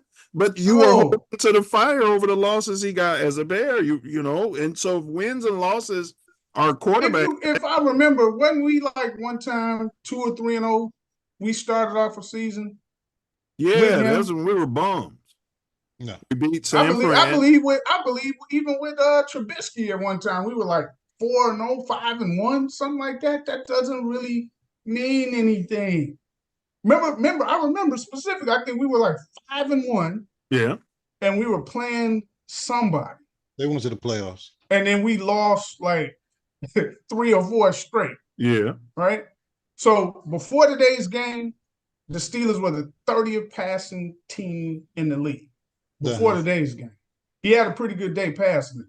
But before today's game, they were 30th in the league in passing. So primarily winning on their defense and special teams. They can kick from 60, 65 if needed.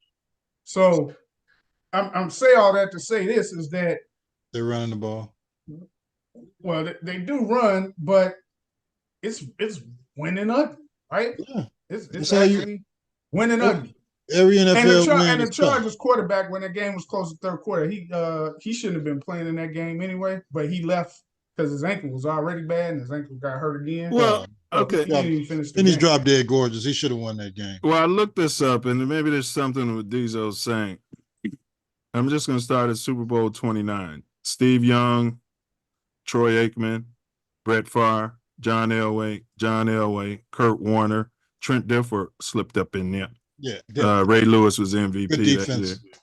Great defense. And John Elway, Terrell Davis was MVP, his first one. Brett Favre, Desmond Howard was the MVP. Troy Aikman, Larry Brown was the MVP. Steve Young was the MVP. Trent Dilfer, Tom Brady was the MVP. Brad Johnson, Dexter Jackson was the MVP. Great defense. Tom Brady was the MVP. Tom Brady, Deion Branch was the MVP. Ben Roethlisberger, Heinz Ward was the MVP. Peyton Manning, MVP. Eli Manning, MVP. Shouldn't have been. Ben Roethlisberger, Santonio Holmes was the MVP. Drew Brees was the MVP. Aaron Rodgers was the MVP. Eli Manning was the MVP. Flacco was MVP, 3 TDs. Russell Wilson, Malcolm Smith was MVP. Tom Brady was MVP. Peyton Manning won again, but Von Miller was MVP. Tom Brady was MVP. Nick Foles was MVP. Nick Foles. Tom Brady, Julian Edelman was MVP. Patrick Mahomes, MVP. Tom Brady, MVP. Matthew Stafford, Cooper Kupp got the MVP. Patrick Holmes, MVP. Patrick Holmes, MVP. So maybe there's something to what he's saying, but that's not to say that if you would have developed Justin Fields and we won the Super Bowl, that he wouldn't have thrown for 250 yards, ran for 2 touchdowns, and got MVP. Again, we've said on this show that you don't need a superstar or a quarterback that looks like a Hall of Famer to win a Super Bowl. You don't. But the things that you must have to win with one that's not, your defense better be like top 5 to get there. And your special coordinator better have a pulse. And the offensive and your special teams better be top 5. Your defense and special teams better be top 5, and that quarterback cannot make costly mistakes. I'll tell you what, though, it was good to throw for 300 yards. Even though a lot of it was if Justin did it, they would have said it was garbage time. Like the meaningless bomb he threw to DJ Moore at the end of the half that didn't score. He got a lot of balls when he got a lot of yards when they were in prevent defense, basically, when they were just giving that shit up underneath. And they weren't, garbage time pretty much. But he was getting yards throughout the game too. So but then he was throwing picks and getting stripped fumbles when the game was. That's gonna happen. That's gonna happen. So, but he would have threw for over 400 yards if we would have got the ball back. Yeah, we still if the guy don't jump off sides, we might have lost. No, I think I will say this: if we would have got that ball back, you'd have more confidence than if Justin Fields was back there at the helm at that point. I believe we would have took the lead.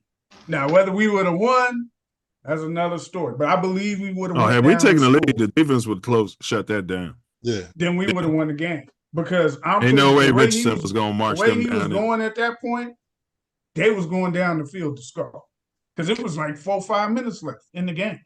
I'd have got Swift out in the first half, and I'd have banged the hell out of damn Indianapolis Colts. and I'd have Herbert. banged their ass. Yeah. Tight. I'd have been in 12 personnel the whole damn game. And And those then you guys bring- that was falling down in the fourth quarter and grabbing their knees and ankles and backs and arms, that shit would have happened in the third quarter. And We then would you have bring kept Swift banging. in. You bring Swift in when they're banging their knees and arms. Then you bring Swift in during the Yeah. 2-minute drills when you need that kind of scat back there who's going to run for 1.5 yards on first down, but who's going to catch the ball and make some plays. Yeah, but the general manager told you, hey, I gave this guy $8 million, so it's easier starting running And back. I was going to mention that it's pole meddling too much because this has to have something. If I'm coaching, bro, I got to feel the levity to say, hey, man, this guy's not getting 25 runs a game. I don't know. I don't care how much y'all paid him. Yeah, if I'm the head coach, but not if you're a lame duck head coach and know you're going to get fired after the season. What can you say? I want to see them running that semi-hurry up from the start of the game. Them Colts players were so tired on defense, they was falling down, faking injuries or real injuries them last couple of drives that the Bears had. Did you see them? And it puts pressure on the defensive team to come up with, get the personnel on and to They come out up. of gas. Yeah. They out of gas. Run them out, man. Run them out. Peyton Manning made it a habit, killing defenses. Just Yes, time but them out. Peyton Manning wasn't doing that as a rookie. No, but but I can say this: Caleb, as far as going to the line and controlling that stuff as a rookie, he's ahead of where Manning was going to that line as a rookie, right? Manning got that stuff within like a Manning couple was on of a seasons. shit team. Yeah, Manning number one overall pick for a reason because that team was like 1-15 the year before he came. So he was on a shit team, like Justin was. But he already had Marvin Harrison was already there. My whole point is that Caleb right now can handle more in terms of coming to that line, doing a semi Are hurry you up. saying Caleb can process fast and drop dead gorgeous Peyton Manning? Are you That's saying blasphemy. Blasphemy. No, I'm saying at this point in his career, compared to what Peyton was his rookie year, he can because he was doing it in college. I'll give you that. And the rules, Peyton and the wasn't rules doing have that changed. in college. And the rules have Peyton wasn't changed too. doing that. He wasn't running like hurry up at Tennessee. No, they're running the ball. They had a running back and It had defense and made big plays when they needed to. Hold on, let me finish this and then we close it out. 6-1 defense and things like that. They normally, crash and things like that. And, I guess maybe I didn't get on the edge fast enough or whatever case may have been. But they didn't crash how they normally do or how we saw on film. And, they made a good play. And his ball handling post snap, he's not selling his ball fakes enough. Sometimes it'd be play design. The running back is over here. I'm faking a handoff. The running back's 4 yards away from the damn handoff. Like, that shit's not going to fool nobody, bro. He'll learn that. He'll learn it. You got to make him do it. But it seems play design. Like, why ain't the running back over here? Like, you know what I'm saying? And why they ain't in the huddle telling them, like, bro, you got to fake this. You know what I'm saying? Like, too many character guys. Mm-hmm. They're all character guys. They're a bunch of characters on this team. Had an extra overhang player over there, and it may have been, because of the pistol or whatever case may have been. Did you have the option to change the play at the line of scrimmage there? And good question. Get under center from on that play. We have the option to change the play right there. Clock was running down. In those moments, you don't see clock running down. He ain't got no time to change the play. Because they over there, we don't know what to play. We just call second and one. We got to come up with something for third. We got to come up with something. Go to flippity, option flippity to the left side flippity and see what happens. Yeah. From the shotgun. Flippity. See what happens. It works great in practice. Hey, and you over there like, shouldn't we put Lewis over there to block this defensive end? Why don't we bring him in motion to block him instead of this fucking number 11? His son is 180-pound, 5'7" wide receiver. Put his head in there and made that block after all the fumbles. Hall of Fame Jones. See, y'all give up on people. You don't necessarily want to get the flag. Got out the huddle, I believe, with around 10 seconds. And so I didn't want to get up there and alert. Now, see, if Justin said this, they would have said he was blaming Getsy. He's basically low key blaming offense coordinator. We got out of the huddle with 10 seconds left. Change the play and things like put that. it down. Have it around 5 or so, or when everybody got set. You'd put a what? I'd put one of them offensive linemen in the damn backfield from the half-yard line and ran the damn ball right up that damn bum. I'd have kicked it on fourth. Be honest, this team hasn't showed me with 1.9 yards a kick. This team hasn't showed me that they deserve to be out on that football field after not running in there the first 3 plays. Well, they was first and goal from the 4. I'd have put heavy jumbo out there and stop it. That's all. Second and goal, heavy jumbo again. Third and goal, and then you could do a play action off of that. And if you don't score, you take the points. It gets him confidence, bro. It gets the whole thing confident. It gets the defense something to work with. Yeah. At that point, you got to call and run it.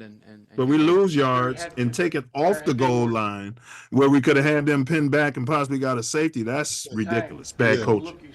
12-yard loss. I could have changed it. Yes. The interception when you're going to DeAndre, Matt said kind of a rhythm throw. What did you kind of see there in terms of the corner where he was at? DeAndre. Interception and flat, motherfucker. Oh yes, yeah. So DeAndre's got to come back to that rhythm of the route. DeAndre's got to come back to that ball, bro. His momentum was taking him the other way. He couldn't. When you look at it again tomorrow, you'll see he couldn't come back to the ball. I mean, it was a terrible pass. I saw him still drifting. You got to try to stop your momentum and at least break up the interception. Yeah, but he got the ball out there. He floated the ball out there, and I don't think he was expecting that ball to come there. I don't think he was either. So by the time he turned around and looked at it, nothing he could do. Is this dude a rookie, Carter? No. I don't know if he's a rookie, but he ain't been in the league. I think he came from did he come from another team or something? He's a special teams player. Yeah, they picked him up. What happened to Tyler Scott, man? They was talking about how great he was doing in the preseason. No interest. We drafted him in the 3rd round over pick. Why isn't he getting any reps? He was in there. I seen him a few times in the game, but the other dude who you just mentioned, he been balling though. He plays hard. I mean, so I'm just saying, man, you got a guy you drafted. He ain't getting no reverse plays. Tyler Scott ain't getting nothing, bro. And I don't understand why you would spend that kind of draft capital on somebody and not put them in a position to succeed, especially when one of your receivers is hurt. DeAndre Carter's 31 years old. Yeah, he's 31. Yeah, he's been around. Right. We're running him around when you should be developing the rookie. But if he's playing better, hey. No, I feel that, but they were saying that. The only reason I'm saying this is because all the talk in the preseason was this dude was blowing everybody away. If you got a guy blowing everybody away in practice and preseason, and now he's not getting a lot of reps, I don't know how that motivates him. He's a career journeyman, and now he's a starter for the Chicago Bears with our generational quarterback. Missing blocks. Routine play, corner. 5'8", 185 pounds, man. I didn't get all of my power into the throw. Yeah, so you just said it drifted. Somebody just said it. Loftier than some of the usual. That line was on him. When you're throwing something like that. He was holding the ball too long. Bottom line. Push back and couldn't process. Tried to get it to him. Thought the DB was a little too far off. And like I said, made a great break on the ball. Can't have those. Their identity is going to be pass the ball 40 times a game. And no short routes touchdowns of the year to get your defense to come up more. Correct. And let guys make plays. 10 yards down the field or more so they can sack and tee off. So having the offense identity is, I think it is brewing. I think it is a lot closer than. I think somebody told him that the tight end's right in front of him in this game. The tight end's right there. Yeah, but he's looking for Rome. Us figuring that out. Komet had over 10 catches, right? Yeah, once he stopped standing back there and holding the ball for 4 seconds looking for Rome or Doomsday. I figure it's better for him to throw to Komet and let Komet get his head busted like he usually does. Yeah, he gets hurt every time he catches the ball. Because he ain't doing nothing when you ask him to block. So you may as well You may as well use him some other way. Let him get his head busted coming across the middle or something. Yeah, get him in motion and stop use him more as a receiver and stop trying to make him do stuff he can't do. Right there. How often do you see Komet catch the ball and run for yardage? It ain't often. No, unless he's wide open. Down. Yes. But if he catches the ball, he get banged, and he might rumble for a couple more yards. But other than that, he gets banged as soon as he catches the ball.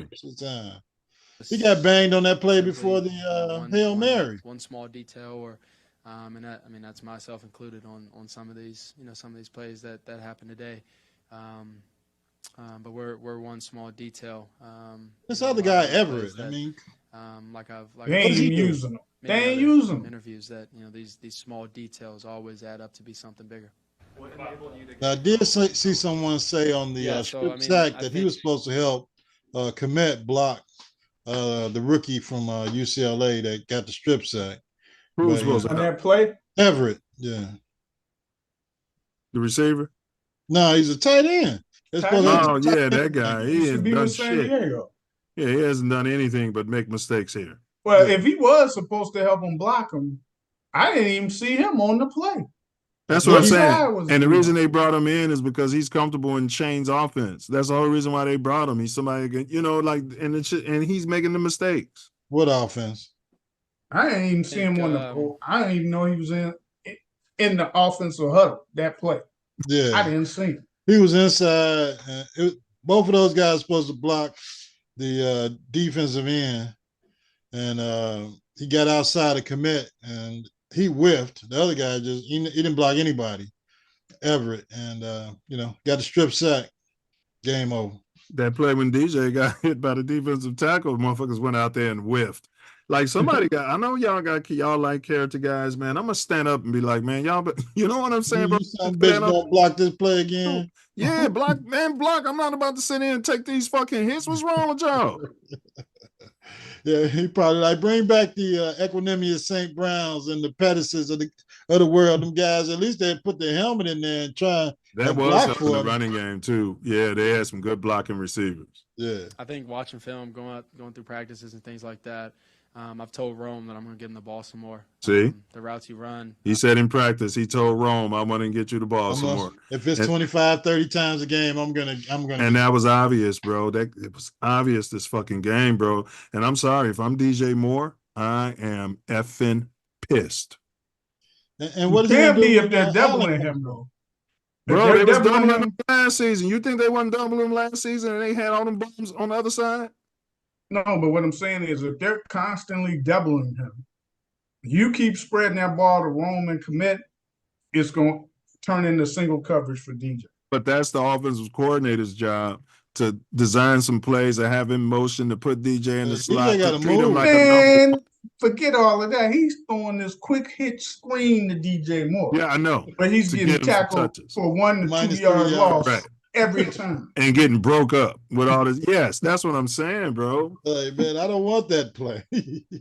Call that shit for the rookie. Right. Call that play for number 11. Shit, don't put me out there doing that shit. That ball to him that ended up being a pick, which I told him I'll come back to him and things like that. But, that pick, the defender's back was turned, and it's always, one of those rules that as a QB offense, when a defender's back is turned to one of your guys, you give him a chance because obviously he's not looking at the ball. Corner made a somebody should tell him, but Rome's a rookie, and you don't have to throw in a double coverage into a zone. Yeah, because that's your buddy. I mean, let him. He's got to come around like everybody else. Now, if he was Marvin Harrison Jr., it'd be something. I told y'all about what shit. Man, you better wake up about Malik Neighbors. Man, did you see Harrison last? Man, please. Bro. Yeah, Harrison. Hey, look, Harrison is the business, but so is Malik Neighbors. Yeah. Man, Malik Neighbors catch everything. Don't be my neighbor. He might keep Danny Dimes in New York. He was catching balls today, all over the place. I'm like, man. Like, okay, remember that when I told y'all the rookie late in the game, the one cornerback got hurt. And it was a little bitty frail ass safety coming towards Rome, man. He had the touchdown, bro. Nature would have told you just pop that motherfucker. He's a run out of bounds guy, man. Well, you know, he's a run out of boundser. He's probably tired. He had probably 45 targets today, so he was tired. Yeah, I'm gonna check his rating, his passer rating when targeting Rome.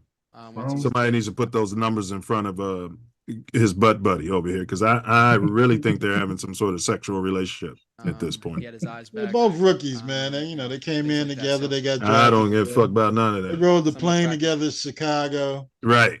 You know, That's the only reason why they drafted him. Pose was doing him a solid. He said, listen, if I'm going out, I'm taking you with me. We going down together. I'm feeding you, baby. I'm feeding you. You be seeing more 25 targets. I think it pays off. When you got DJ Moore out there. Because that we want to obviously build that connection, and have that trust and belief in each other. I don't know where them plays for Tyler Scott went that were working in the preseason, but apparently they're not in the game plan anymore. Yeah, I didn't have to roll out on that one, but yeah, it definitely felt like that. We've been working on some of our different routes and things like that. That's all they're working on. Those goddamn routes. They're not working on the running game. Passes with That's obvious. And so certain passes like that. And a lot of times the deep downfield balls are the more rhythm routes that you have to try and keep your receiver in stride and things like that. He had a great route, made a great catch, and gave us a. He finally started putting more air into those deep balls and giving his receiver a chance, because obviously they can't. To your point, Diesel, just keep running the fucking route. Rome pulled up on a slant, bro, late in that game. Caleb threw the ball right where he was supposed to be. It was another play when the dude got tackled right at the 5. I think it was commit. That dude didn't have to fall. All he had to do was catch that ball and keep running. Caleb put it right. Like, it's plays, man, to help your rookie quarterback. You can't be falling down and just taking the 2 yards and all that. You got to help your quarterback, bro. You got to go, man. You got to catch the ball and get some yak. Well, they're getting used to their new quarterback. You got to see last year when Justin was throwing those balls. They were stretching out, trying to do whatever they could to catch them because they weren't coming in the rhythm. Man, they could have kept Jimmy Graham over these 2 vet tight ends they brought in. At least Jimmy Graham was putting forth effort and he was catching ball. Yeah, he's going to catch you a touchdown. And he was like 40 years old when we had him. All right. And if you're going to go get Lewis, you saying if you're going to go out and get Mercedes Lewis, you could have had Graham in your system forever. Yeah. They don't want to pay him anymore. They'll name you captain if you're a rookie, and then name you captain if you're a veteran and doing everything right, and then don't want to pay you. Then get right in the game and false start. Cutting captains. False start. After the touchdown to Rome there, you and Rome had the celebration running off the field. Are you thinking you're going for 2 in that spot? Kind of what's your mindset? Right, while they're doing all that celebration and faking the ball and all that. It doesn't matter. The offensive coordinator isn't in his helmet like we're going for 2. We're going for 2. We're going for 2. Right, before that play. Yeah. No, they're busy telling them, great job. Great job. Did you use the clear on top of your black polish? Well, they probably, everybody on the sideline just probably decided to go for 1 except for Flus. He was like, oh, wait a minute. You saw a little birdie in the sky and said, like, maybe we should go for 2. No, they should have gone for 2, but they should have known that before they scored. We know that. We know that, as soon as they had that play drawn up and they was going to score, as soon as they hit the red zone, we score here, we're going for 2. We all know that, but the head coach doesn't know that. And it was evident during the game. We burned the time out. Do the players know it? The players are coached by the coaches. If the special team coach says go out there for 1, you go out there for 1. That's a good point. If he go, by the time they run out there, because they only got so much time to run out there. Yeah. Now they can't have you run all the way out there and then like, oh, come back. We're going for 2. We're going for 2. We're gonna burn the time out. We're gonna burn the time out and let the defense call their best 2-point conversion defense. That's basically what they do when they call those timeouts. Yeah. We're going to let the defense rest after we just wore them out, and we're going to let them get the best 2 personnel on the fucking field by calling the timeout. Yeah. Now, look, this will be a wake-up call for Young in Carolina. Andy Dalton has thrown for, he's probably right around 300 yards. The Red Rifle? And 3 touchdowns. They've been So calling him that- the Red Rifle. I had never heard that when he was with the there. same stuff he been Ginger playing with. So that should be a wake up. Like, hey man, there are some players here that can play now. Well, You Coach just don't said, have to. Hugo said if we lose to the Panthers, Flus will be fired that week.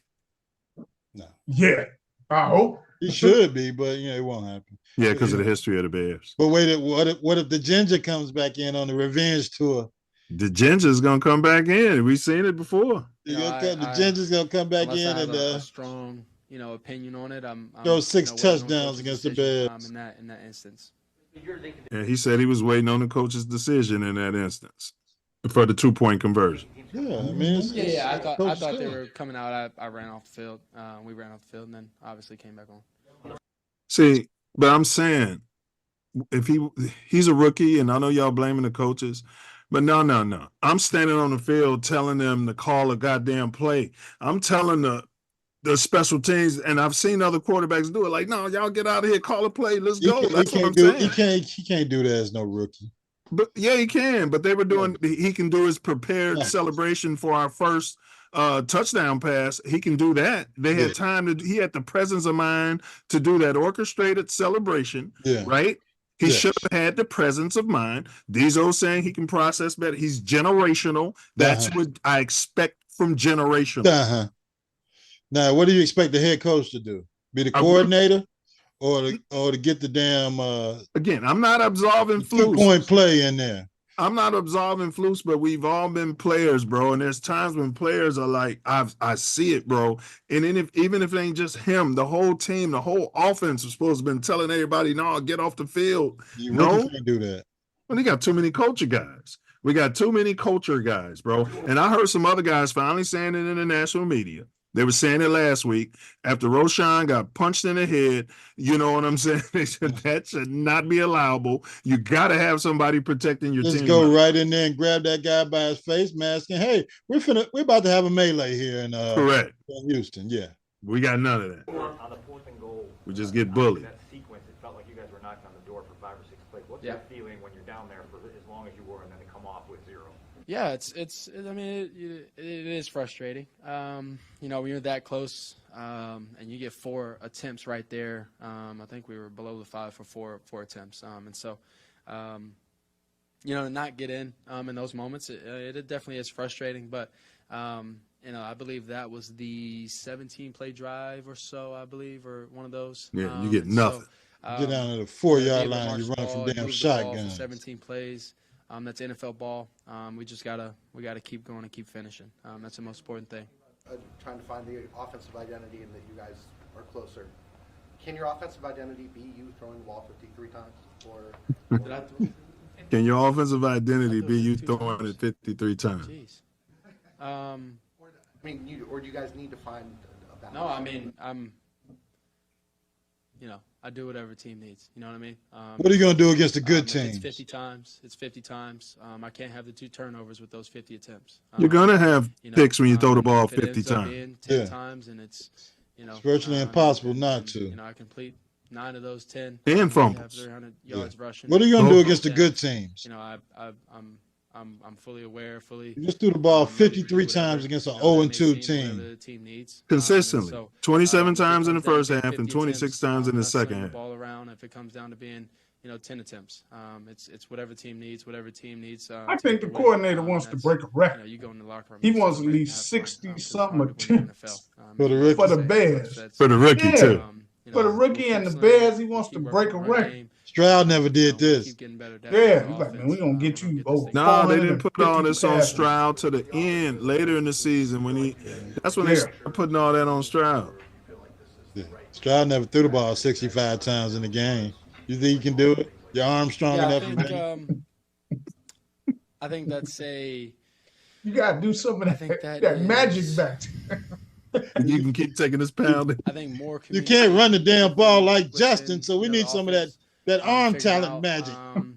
our pass protection. Now, if you is throw the gonna be, ball 70 times in the definitely, game, damn it, a that's a lot record better that's soon. never going to be Change broken. some things up, figuring out what fits us as a team. I think so. The constant communication Okay, I've that I've heard talked enough about before of this. All right, I guys. think goes a long way. And You think guys we can need to watch keep that doing on your own. Like I said, it's a long season. Pause this. And so being able to adapt. All right, so what's y'all takeaway, man? What can we do to fix this? Who we got next week, first of all, and where is it at? It's another team. We were playing the 3 worst run defenses in the league this week, next week, and the following week. So I think. Well, all those run defenses will be better after they play us. No, absolutely. So let's see. Schedule, right? We got to be home next week. Yeah, we got to be home. We need some home cooking. We're at home against the Rams, and both they starting wideouts is hurt. Done for the season. Drop dead gorgeous. Yeah. Now, if we can't beat the Rams at home, running the damn football, everybody needs to be fired. But you can't. You ain't coming up against a rookie or a young quarterback. You're coming up against a potential Hall of Famer, according to the narrative. Yeah, Aaron Donald's gone. Yeah, we shouldn't have no problem. Just like we shouldn't have no problem with these guys today. We shouldn't have no problems with the Rams. Period. The defense is good. You know what? I'd be happy if you just tell the coordinator, you know what? Just let this motherfucker go call all the players he wants up there at the line. Because you ain't doing nothing. Just let him wheel and deal, whatever. It's NFL. We can't do that. Yeah, you're putting too much faith in Halter Top. He's not ready for I'm not that. putting faith in him. I had no faith in the coordinator. We just had this guy. So just get him out the way and do whatever. Let Floosh call the play. Let him try. So we get some home cooking. We got the Rams at home, and then after that, we got the Panthers at home. The Red Rocket is coming to town.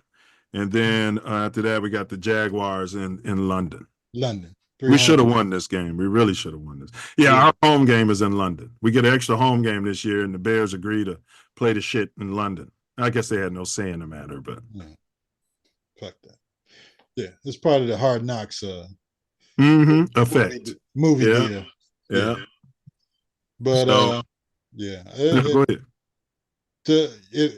They should have won this game. They could have been on the roll, looking at going 1, 2, 3, 4-1, heading to London, and then getting a bye, I think, after that. Yeah, come on, man.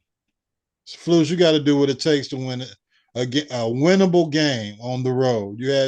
Matter of fact, you just had 2 winnable games on the road. We had a chance to win that game in Houston, and we went up to Indianapolis today and just gave it away because you don't value field goals. I don't know who the hell you need to talk to in the Bears organization. Yeah, he said they don't win games. That's what he said. Field goals don't win games. That means he doesn't value them. Before you got here, we had a kicker that was double dunking off the damn goal post and getting us put out of the playoffs. You haven't smelled the damn playoffs, and you don't value field goals. So if this guy doesn't get fired this year, I don't know what the Bears are doing. It's not the Bears. If he doesn't get fired, it's on Poles. Well, him and Poles can take the first thing smoking on up out of here. But I think Poles has got the recipe to keep his job because he's gonna fire this guy at the end of the year. I don't know who he's got in mind to bring in. I thought they would have took a look at Bieniemy as an offensive coordinator. Maybe he didn't want the job in Chicago for a lame duck coach, but they didn't offer it. They didn't offer it to him. He'd be a good offensive coordinator for Caleb because Mahomes, they're similar style of play. Bieniemy does know how to run the ball. Well, they don't like his attitude because he'd be another Mike Tomlin, another uppity, copper-colored guy who, you know what I mean? You mean hold everybody accountable? Yeah, 100%. They probably trying to win. 100%. Got a playbook already. Know what a NFL offense looks like with a quarterback and running. So tight end. What's your predictions, Ace? I'll start with you for next week's game at home. Give me a score and everything. Who we playing next week? The Rams. The Rams, yeah. So we're averaging giving up 19 points a game. I say the Bears will win that game 2017. Diesel. Caleb looked good. I ain't gonna lie, man.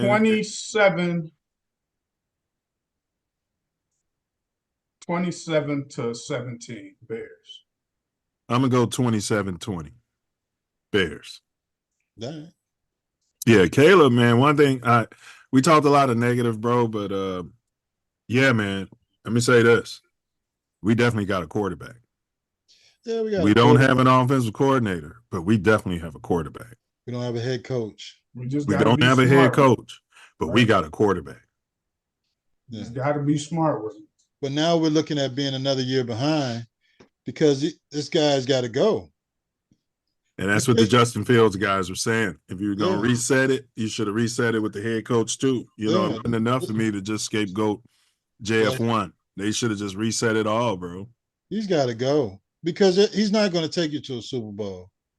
If he gets there, he's gonna be still doing this dumb shit during the, you know what I mean? Wasting timeouts in the Yes. playoffs. No, he's got to go. His previous relationship with Poles is what got him still here for this year. Sexual relationship? Yes. I mean, what kind of relationship? This is a business, bro. You ain't too far gone to see that, is you? That's what got him here for this year. He would be gone if Poles didn't even hire him. He was hired by Sarkisian or some the president, Phillips, before he stepped down. Yeah. Headhunter. Yeah, he wasn't hired by Poles, bro. They both came in together. They both had contracts that were unannounced. They both Poles about $22 because of Poles worked with him in Indianapolis. That relationship is what got him still playing coach this year. You. Otherwise, that dude would have been gone. Trust me. I'd have fired him. That's the only thing to say. I would have gave him the position to come back as a coordinator. If you want to do that, maybe I can talk the next head coach into keeping you. Other than that, yeah, I'm going a different direction. And they wouldn't do that. The coordinator is gonna if they're gonna stay that position after they've been a head coach, they're gonna go somewhere else. They're not gonna stay at the same place because like a demotion. You're like, man, why am I gonna stay here? I can go do this somewhere else. Yeah, Drop dead gorgeous Justin Herbert was 12-18 for a measly 125 yards. The national media won't even touch that. If that was somebody else, they'd be on his ass. Now, he didn't play the whole game though. Remember, he did get hurt. He came third out quarter, late third quarter. Yeah. Justin Fields 25 for 32, 245 yards. This is what the Justin Fields guys were saying. Yeah. Let him keep progressing. I don't need 300 yards out of a Justin Fields. I don't need 3 touchdowns. I just want the W. 25 for 32, 1 touchdown, 1 interception. Throwing. He ran for another touchdown. He had 6 rushes for 6 yards. So the league ain't letting him run the ball no more. They're forcing him to pass. Pickens had 5 catches for 57 yards. Austin, the third, had 4 catches for 95 yards. That was Justin Fields today. And on the season, the brother is thrown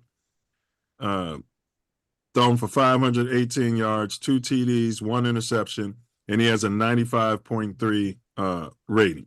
That's my quarterback of the week. Put it on the books. I'm saying it already. Diesel, you got any comment on that? I'm gonna pull up your boy Caleb's stats right now for the season. Nah, man, he's to me he's still the same dude, bro. He's the same dude. It's just that the offensive scheme they got, they're curtailing him to fit who he is, right? So he's still the same dude. I don't buy him as an upper echelon type quarterback. Not at all. He got the generational. What are you talking about? No, he's talking about Justin. He's talking about Fields. Justin. He's talking about Justin. Yeah. So you don't think he could be like top 12? Man, he could probably get to around because there's a lot of bum quarterbacks. He can get in the around league top. He can get around top 10, but it'll have to include his running. You think he can win a Super Bowl? It's a lot of quarterbacks can win a Super Bowl. So Nick Foles got MVP. Shit. Right. A lot of quarterbacks can win a Super Bowl. Right. That's all. Well, let me give you guys his Caleb stats. He's thrown for more yards than Justin. So he threw for 363 yards today, bro. Who cares? That does feel kind of good. Yeah. We lost. I did the offensive coordinator. So his total regular season, he's thrown for 630 yards. Divided by 3, that's like 210 yards a game. Mm-hmm. He's got 2 picks versus 4 INTs. His current rating is 65.3.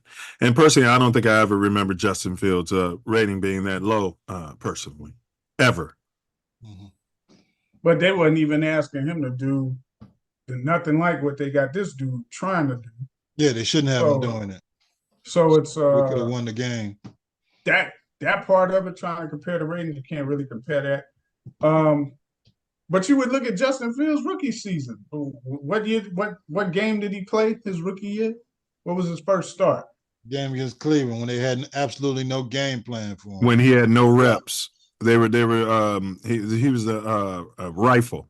Dick Inward wasn't giving him reps. He was the backup, and they treated him like a veteran backup. It's the reason why backup quarterbacks are usually veterans, because they don't need reps. They've seen everything already, and they can help a young quarterback develop.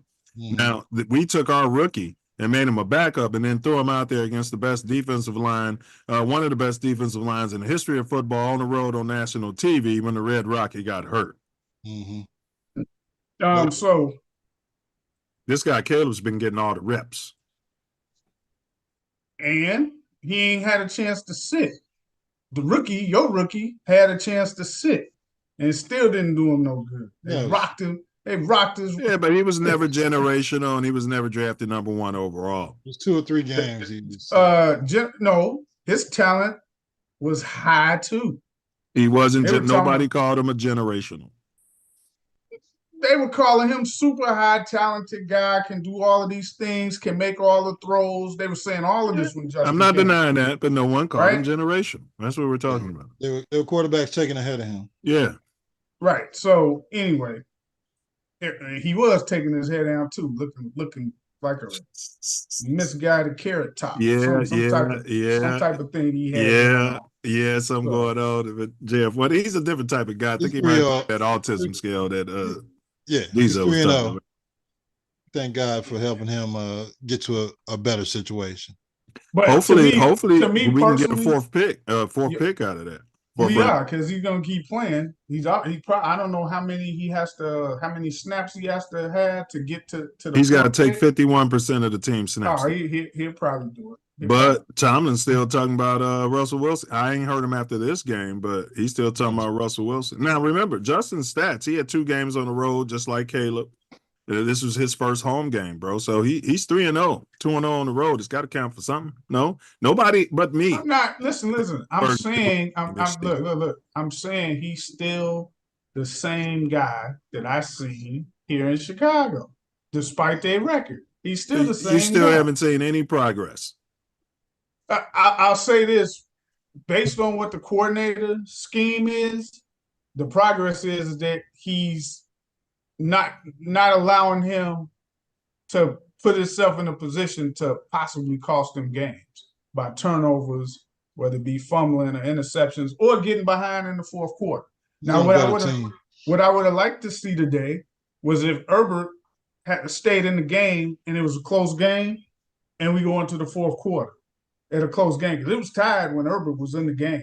Mm-hmm. So I would have liked to see that and see how you do when the pressure's on and that other team can move the ball and get in scoring position, and where you got to do the same. Why do you need to see that? Yeah, because that's what good quarterbacks do in this league. That's they why can bring their team back, big or they bad can win pass a close rush game out there when to the hurt that game's on other the guy. line. Good quarterbacks aren't behind in the first place. No, yeah, they do get behind. They get behind. If you playing a good team, you can get behind easy as day. Because those quarterbacks are usually getting $50 million a year. They're taking up all of the salary cap, which Justin isn't. So those quarterbacks, everything's built around them to be able to make those plays. But if you're paying everybody else all the money to make those plays, Stroud is not one of them quarterbacks. Listen, you don't have to be getting all of that money to be good, right? He lost today. He should have lost last week. What they decide. And CJ Stroud, come on, bro. Again, he's the first in history. He's an anomaly, right? He's an anomaly. But what I'm saying is, this guy been in the league 4 years. That was part of his downfall here. Fourth quarter, game on the line, or you got to come from behind, or you need to do something to end the game where there's nothing else going on. Yeah. I would have liked to see him today go up against why they got their quarterback or whatever and see what the outcome is. That's all. I'm trying to see different stuff showing his growth. See if right? we get Okay, well, I'm gonna show you his growth. His 73.3. Don't tell me about them completion stats, percentage. bro. Don't tell me about them stats, because up until the day they was the 30th passing team in the league. See if we can get But the they ball was to still Equanimous 2-0. St. They Brown. was still 2-0, right? Score a touchdown. So I don't want to at the hear end of the that. game. 73% completion percentage for someone who can't throw, who's not How many touchdowns has he had 3. when he's in the game? How many touchdowns had the Steelers scored that were offensive touchdowns? Enough Whether to it win was- the game. No, whether it was handoffs or They're through 3-0. passing plays. How That's many why you don't wanna touchdowns see did it. we score today? Two that And I we know of lost. offensive. Right. I'm asking you about Fields. How many has he scored since he's been a starting Enough quarterback? to win the game. That's He's what I 3-0. thought. You don't want to answer that question because it hurts. Well, no, I we're know it arguing- hurts. No, you're arguing my point because it would be 3-0 if he was. But you can't deny matter, it. bro. We That would be don't 3-0 matter. had we stayed That with doesn't- Justin. See, you missing that. Because when the Bears was 5-1, 4-1, or When whatever. were the Bears 5-1 with Justin Fields? Justin No, wasn't on not the with team. Fields. I'm talking about when they was with, I think it was Trubisky. Okay. We Talking knew about that Justin they Fields. wasn't. Yeah, we're we not knew- talking about Trubisky. We knew they weren't as good as that record indicated, based Okay. on our quarterback. Based on our quarterback. We talking knew about we weren't that Trubisky? You good. guys gave up on Justin too soon. No. Bottom line. No, I'm glad he's gone. You guys Happy gave for up on him. Pittsburgh. Happy for Pittsburgh. You guys crowning him. Get that Burger King crown. No, put I'm it just on saying we his could head. have had Marvin Harrison and probably Joe Alt or some Yeah. kind of left tackle. Yeah, and a shitload of draft tackle capital for next season, and more draft capital for this season. They would have given up some third to get that pick, and to Ace's point, could have gotten a quarterback next season and developed them. Well, if this guy would have shown enough that they thought of him, then that might have happened. But he didn't. They had a narrative. But out. he didn't. They ran And a he- narrative. And he didn't. And They they, ran a probably got more narrative. field goals kicked than any other team in the They league. ran a narrative that it was all his fault. That wins and losses were Hey, quarterback. what do you see right here? Look at this. Isn't this the guy who said wins and losses are quarterback Hey, stats? look. So he's 3-0 now. You can't give him credit for that if you gave him credit for all the losses. I just told you what I gave him credit for. He's in a CJ scheme Stroud had that 4 goes field goals towards last what he week. does well, right? He should have lost. He's in a scheme that goes towards what he does well, right? That's football. Okay. But Every team. I'm not overzealous about it like you guys. All right. You, How many- you want to crown him? Look, I'm putting So- this B right here. You Now, what if he goes to 4-0? What are you Yeah. going to say? What if he goes to 6-0? You still going to be Let talking? him. Let him. What? Hey, last year, what team started off like 6-7-0? I don't even think they made the playoffs. I think the Eagles, right? But The Eagles. we're talking about the The Eagles, Steelers right? who've made the playoffs every year of Mike Tomlin's career, except maybe one. Let They've him been make the 500 every season. playoffs, bro. That doesn't mean you some great quarterback savior, man. You got a Let chance him. of going to the Super Bowl. You make the playoffs. And how many him. great quarterback saviors? How many teams have great quarterback saviors? None. You Super Bowl tell city me. defense. No, I'm saying we're putting all this pressure on just to be a great quarterback savior. So there's the guy in Buffalo. There's the guy who hasn't won anything. There's the guy Pat Mahomes in Kansas City, right? Needs his defense too. Third off the list, there's Action Lamar Jackson, right? Needs defense. Yeah. I give Aaron Rodgers on that list. Yeah, he's not going to win anything either. Mhm. Keep going. But he's got a good defense. Brock Purdy, you put him on that list. Hell no. Why not? He went to the Super Bowl, right? Did he lost? He lost. He went to the Super Bowl. Yeah. A lot of all the other teams in the league would have wanted to be where That he was term at, that right? you just described does not describe Brock Purdy. Brock Purdy is a Why not? He's a About game 6. manager. He's a very heck of good a game manager. Yes. Heck of a game manager. Better game Yes. manager than Justin Yes. Fields, I tell you But that. okay, but I'm saying you'll be lucky to have a quarterback like that. So that's been the Bears' problem. We've been chasing ghosts of this narrative that we have to find some savior quarterback. No. It's about drafting a to quarterback win. When I saw us win a Super Bowl, we won a Super Bowl without a savior quarterback. No, it's championships. You missed They it. didn't even have offense. Yeah, we have the worst quarterbacks in the history of the NFL, according to the narrative. Yet we have the most championships, not saying Super Bowls, than anybody except for the Packers. Who are you referring to? I'm referring to people that you draft that's supposed to be your quarterback for at least the next 10 years.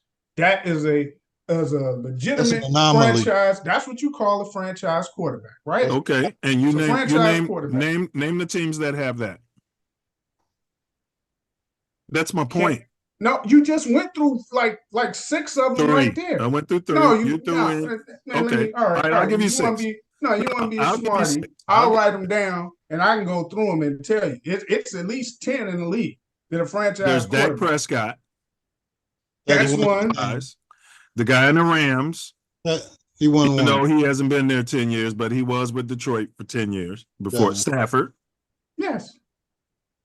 You can keep going. There's more. The dude who was on the Vikings, Kirk Cousins. But he's in Atlanta. So Kirk Cousins. No, but you can't really count him because he was on Minnesota for like 10 years. You know, he was he came from Washington. That's a good point. Can't count him. That's what I'm saying. It doesn't happen. You guys are chasing goals. Bro, no, you're talking about people who either Lamar Jackson, nobody wanted him for 10 years, or they will be on a team. In fact, Dak was drafted in the 3rd round. Yeah. Wherever you drafted don't matter. Wherever you drafted don't matter. So why are we wasting so much draft capital on it? Because that's up to your franchise to scout the talent and develop them. Brady was a 6th-round pick. That's on them. But you can develop count the offensive line for Brady. And Ace, here's something, Ace. They didn't move off of him. Maybe that's why we don't have a 10-year quarterback, because we move off our quarterbacks. There's that. We develop them, and then we send them on their way. Even like Baker Mayfield. Kyle Orton. He's not. Number 1 overall. He's not because he. So Josh Allen is. He is. Yes. Herbert is. Your boy in Jacksonville is. No. Yeah, they drafted him. They named the stadium after him. Yeah, he's gonna be there though. He's a franchise quarterback in their perspective. He's gonna be for 10 years. Because they haven't moved off of him. If he was copper colored and in Chicago, they just signed him last year. We moved off of him. But the point is, they're not moving off of him. That's my point. It's a franchise quarterback. That's what we're talking about. No, franchise guy. You want to draft a guy? I'm gonna have to pull up his stats now because Jacksonville's quarterback stats. His stats are similar to JF1's. He just dropped dead gorgeous. And the team stuck with him. They made it to one playoff. I think they were 8-9 that year. Yeah. He brought him back from 28 points down in a playoff game. Oh, okay. Let me see. Good luck with Justin Fields trying to do something. Yeah, well, he didn't have the team that he had. He didn't have the head coach that he had. You never see him come back on a team down 3 scores, let alone 28 points. Yeah, he doesn't have to. No, he don't, because he can't. Trevor Lawrence has an 84.9 quarterback rating in his career, and Justin Fields has an 84.5 quarterback rating. Mm-hmm. So you know what I mean? And he was drafted number 1 overall. Mm-hmm. And Justin was number 9. Yeah. So all I'm saying is he dropped dead gorgeous. You can make a choice to move off of him and reset because he's black and reset, and you don't want to pay this Negro. They don't pay him. Yeah. Or you can take the drop dead gorgeous, smart, blonde-haired, blue-eyed quarterback, name the stadium after of him. He's not going to win shit. Yeah, they named a stadium after him, and he hasn't won anything or done anything. He's been in the playoffs, right? You just sitting here harping about the playoffs. Had a better team. He had a better team. I don't want to hear that. I don't want to hear that. You don't want to hear me. No, because you were just sitting bopping your gums about going to the playoffs. He's been in the playoffs. He's been in the playoffs. Came back from 28 points down in the playoff game, right? That counts for something. They haven't won anything. You were talking. He won a playoff game. That's a playoff game. But you just said that doesn't mean anything, and that's how we got. No, because you're saying it didn't mean anything that's before I even brought it up. No, when we were talking about career quarterbacks, I'm saying he's their franchise quarterback. That's because they chose to keep him and not he's move still on. a franchise quarterback. It counts for some if they choosing to keep him over like a at least like 8 to 10 year span. That's a franchise quarterback, right? So have we? Go ahead, Ace. So with Stafford, they kept him for years in Detroit. Yes. Then they moved off of him. He went to a better team and won a championship. Quarterback. He went to a better team and won a championship. He took Detroit to the playoffs before. So, I mean, he wasn't like a bum. Trubisky took us to the playoffs, so we could have kept him. Yeah. No, he spent his wire. He took us to the playoffs twice. We seen this. So did Rex Grossman. So did Cal. We seen his ceiling. We seen Mitch Trubisky's ceiling. That's why you don't give him a re-up on his. But you haven't seen the Jaguars quarterback ceiling. No, I don't think so. He's drop dead gorgeous. No, that's what the issue is. He's drop dead gorgeous. Yeah, everything's drop dead gorgeous with you guys. I'm just saying. I'm looking at the ratings, bro. And you make all these excuses. His for best people season, who are he had a pookies. 95. You make all these excuses for pookies, and you make all these excuses for drop dead gorgeous. Yeah, we just want balance. I don't know. I don't know why. If his rating's 85 and his rating's 85, they give him $250 million, and they cut this other guy, trade him for a bag of peanuts. Correct. And we just want equality in this. That's all we want is equality.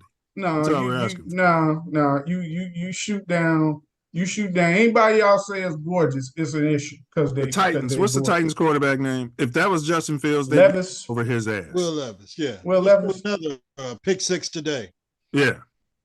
Yeah, what about him? Ain't nobody glorifying Will Levis. No, but they're not all on his ass like they were. The heck Justin if they Fields. ain't, man. You heard these people talking about him on these shows? No, it's not the same. Yeah.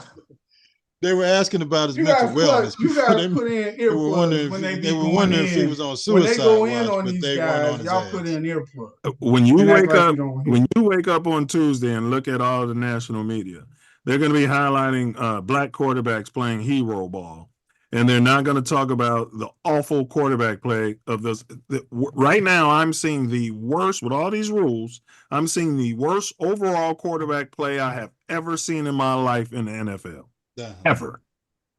I'm saying the worst scoring. The scoring is horrible in the league, and it's supposed to be a league for passing, right? Correct. That's what everybody wanted.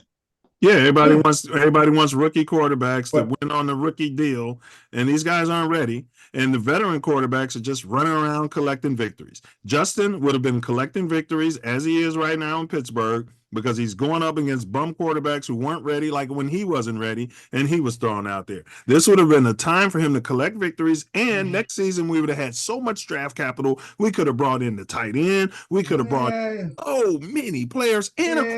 Bro, that's all we're saying. Let it go, man. He's gone. Because we're not going to win this year anyway. And possibly next year. We wasn't going to win with him. You don't know that. No, I don't think we will. So I'm glad he's gone.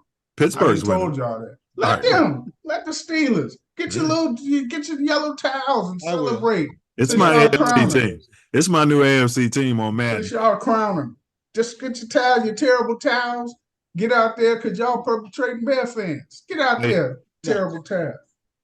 Hey, Diesel, go ahead and give me your final words. Then I'll throw it to Ace. Well, I hear they got construction going on. That they're going to begin that construction to increase the red line from 95th on out to the 100s. Man, they've been talking about that shit for years. No, it's like the monorail. No, it's actually going to be done because they done got the funding and stuff. They finna do some gentrification. They ready now. That's what they're doing. If I don't see certain types they're gonna clean all those Negroes out them south suburbs and the play calling and stuff, I got some people that I wouldn't mind putting on the third rail when they complete them tracks. If I don't see some changes in the play calling and stuff, they don't come to the south side. Who you putting on the third rail right now as of today? Swift? No, the coordinator, Swift, the head coach. The running backs coach, the center, the offensive line coach, the running backs coach, the wide receivers coach. The offensive line coach is the running game coordinator. Yeah, he should have been fired. He's the only guy that he'll get a limb on each rail. We'll put something in front of him, something behind him. Who else on the third rail? Offensive coordinator and Eberflus, all of them. Put them all.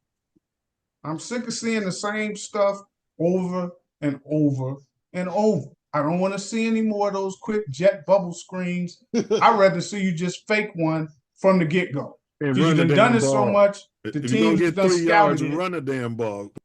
The team scouted it. They know the plays. They know when you're going to call it out or what formation. They're not like backing up so your receivers can get a block. Did you see a couple of times where you tackle a guard that's supposed to run out there and put the block? Man, he's still 2-3 yards away. Man, they don't be blocking nobody when they pull. They just be running. I don't want to see that stuff no more. I can't take the repetitive. We gonna lose within where those types of things aren't the reasons that we lose. I'm sick of seeing those type of things. Hey, your boy Caleb is like Michael Jordan. No, he ain't going down with no bullets in his holster. That's he's a gunslinger. He's gunslinger. Yeah, he's going out shooting, firing. I love that aspect of it. Jeff George was a gunslinger too. Yeah, Jeff George was a bad dude. He just he had no inner. So was Vince Evans. Well, so was Vince Evans. Vince Evans had a rifle and he was fast. Yeah, he threw a lot of picks too, right? Nobody throw the ball to. So did Jeff George. Shit. Oh, hey, did you see what I said? Jeff George. Whatever was inside of him. Graduated college at 24. Whatever was inside of him is what prevented him from being better than what he was. Because if he had that type of drive, he would have been good. Yeah, y'all the ones told me that he used to get drinking the bottle down there in U of I. Yeah. He used to do his thing. He liked those colored girls. Yeah. He wouldn't marry them though. Couldn't take him home. Hey, the Rams about to beat the 49ers. Ain't that? Yep. See, and we got them coming to town, bro. Brock Purdy. Any given Sunday, baby. And it's coaching. They have a head coach who can put together a game plan and game day coach, you know? Uh-oh, wait a minute. Uh-oh. Oh, man. No, it's over. They was doing some little trick play and then they almost scored. Trickeration. Yeah, game over. But yeah, you got to remember any given Sunday. You seen what Denver went in there and did to Bo Nix. To ran for 2, threw the for 2. The Bucks had lost. Yeah, Bo Nix. So who would have thought that? But yeah, that's sick, man. I don't want to see the same stuff repeated from these guys, and it'll be interesting. We always appreciate you pulling up. You're one of the only guys in the city of Chicago still got his balls, as far as I can tell. And I'll tell you this: we didn't even have Justin Fields' name in the towel either. Ace, and he pulled up. I think he knew we were going to be talking about JF1 because of my post on the thread today. Oh, I don't run from Fields. If he's exceeding what I think of him, if he exceeds what I think of him, I'll be the first to tell you. But so far, he's exactly who I thought he is. He's exactly who he was when he was here. It's just his record is better because the team that he has a better coaching staff than what he was playing on here. Well, if you're going to be painting your fingernails and while we're in the playroom, you know, in the quarterback I'm going to make you bring the clear so he can put it on top. Make sure it doesn't like scratch. Yeah. Hey, I be talking to fans, bro. Hey, man, half of them love Caleb and the other half be talking about all this fruity shit he doing, bro. Like, you know, of all races. I don't like we've all agreed that it's kind of weird, right? But we let him be weird in his own little way. Kanye is weird, but he's a genius. Yeah. Aaron Rodgers is weird. You know what I mean? Yes. Yeah. A lot of great athletes are weird. I mean, yeah. So do you think as Caleb progresses and makes more money, that the diamonds that he wears during games will get bigger during his career? If he had diamonds on today, I couldn't tell. Yeah, 2 to the left. Yeah. I don't care what he got in his ear, as long as it ain't something that they can try to pull him down, and tackle him. Well, you're gonna have diamonds in his nail polish. Is what's gonna happen. He's gonna have diamond encrusted nail polish. Yeah. You mean like the little buckeyes they put on your helmet for everything you do good or something? Yeah. Hey, then let him have diamonds across all them fingernails for all the stuff he does good. Another red flag, bro, with Flus, and then Ace, I'll get it to you for your final words. The fact that they made Caleb captain, bro, is flat out disrespectful. It is. Well, I mean, some people we don't know the locker room though. Some people don't want that responsibility. That's what I'm saying. The leaders do too much on them. Your captain should be someone who knows what the hell's going on. You don't take a guy out of training and make him a supervisor. You know what I mean? Like you know what I'm saying? You don't make him a team lead when he's just come out of training. What is that doing to the players who are already there, have been busting their butt for years and showing leadership and being part of the culture? And you take a rookie who should be carrying bags for everybody and make him a captain. Who's gonna, what does he have to work towards? What does it mean to him to be a captain? It means absolutely nothing. Right. And then the Bears have 8 captains last year? Yeah. Honorary captain every week. 8 so of what them? does that go back to? Flus. Exactly. He goes back to Flus. So he's a common denominator on a lot of the issues. We haven't had a rookie captain in the history of the Bears. I can mention Walter Payton. I can mention all our Hall of Famers. And nobody. Yes. Jim McMahon wasn't a captain. But his quarterback doesn't make him a captain. No, he's got to earn that. Well, I think that definition of the team captain can be overstretched because McMahon may not have been a team captain, but he was definitely the leader of that offense. His rookie season? Yes, he was the leader of that offense. He knew his place. He wasn't yapping. He was not yapping a dicker. And those dudes, now again, Singletary was the leader of the defense, but McMahon was the leader of that offense. Walter Payton was the leader. Walter Payton was on that damn team. Walter Payton was the leader of that offense. No, Payton was the best player on your team. Yeah. Payton was a workhorse, but he wasn't like vocal and all of that for the team. Caleb isn't vocal. He was a jokester. He was a jokester. Caleb's a jokester too, and he doesn't. But you go back in time, think about 85. I'm just talking about the offense. That wasn't his rookie year. That wasn't McMahon's rookie year. Yeah. Was it his rookie year? No, I think it was like his second. That's what I'm saying. He was carrying bags, and that was Walter Payton's team. I don't give a damn who was on offense. No, I'm saying he was the leader of it. It doesn't mean that you're the better player and all of that. To be just saying you're the leader is like you getting these guys correct.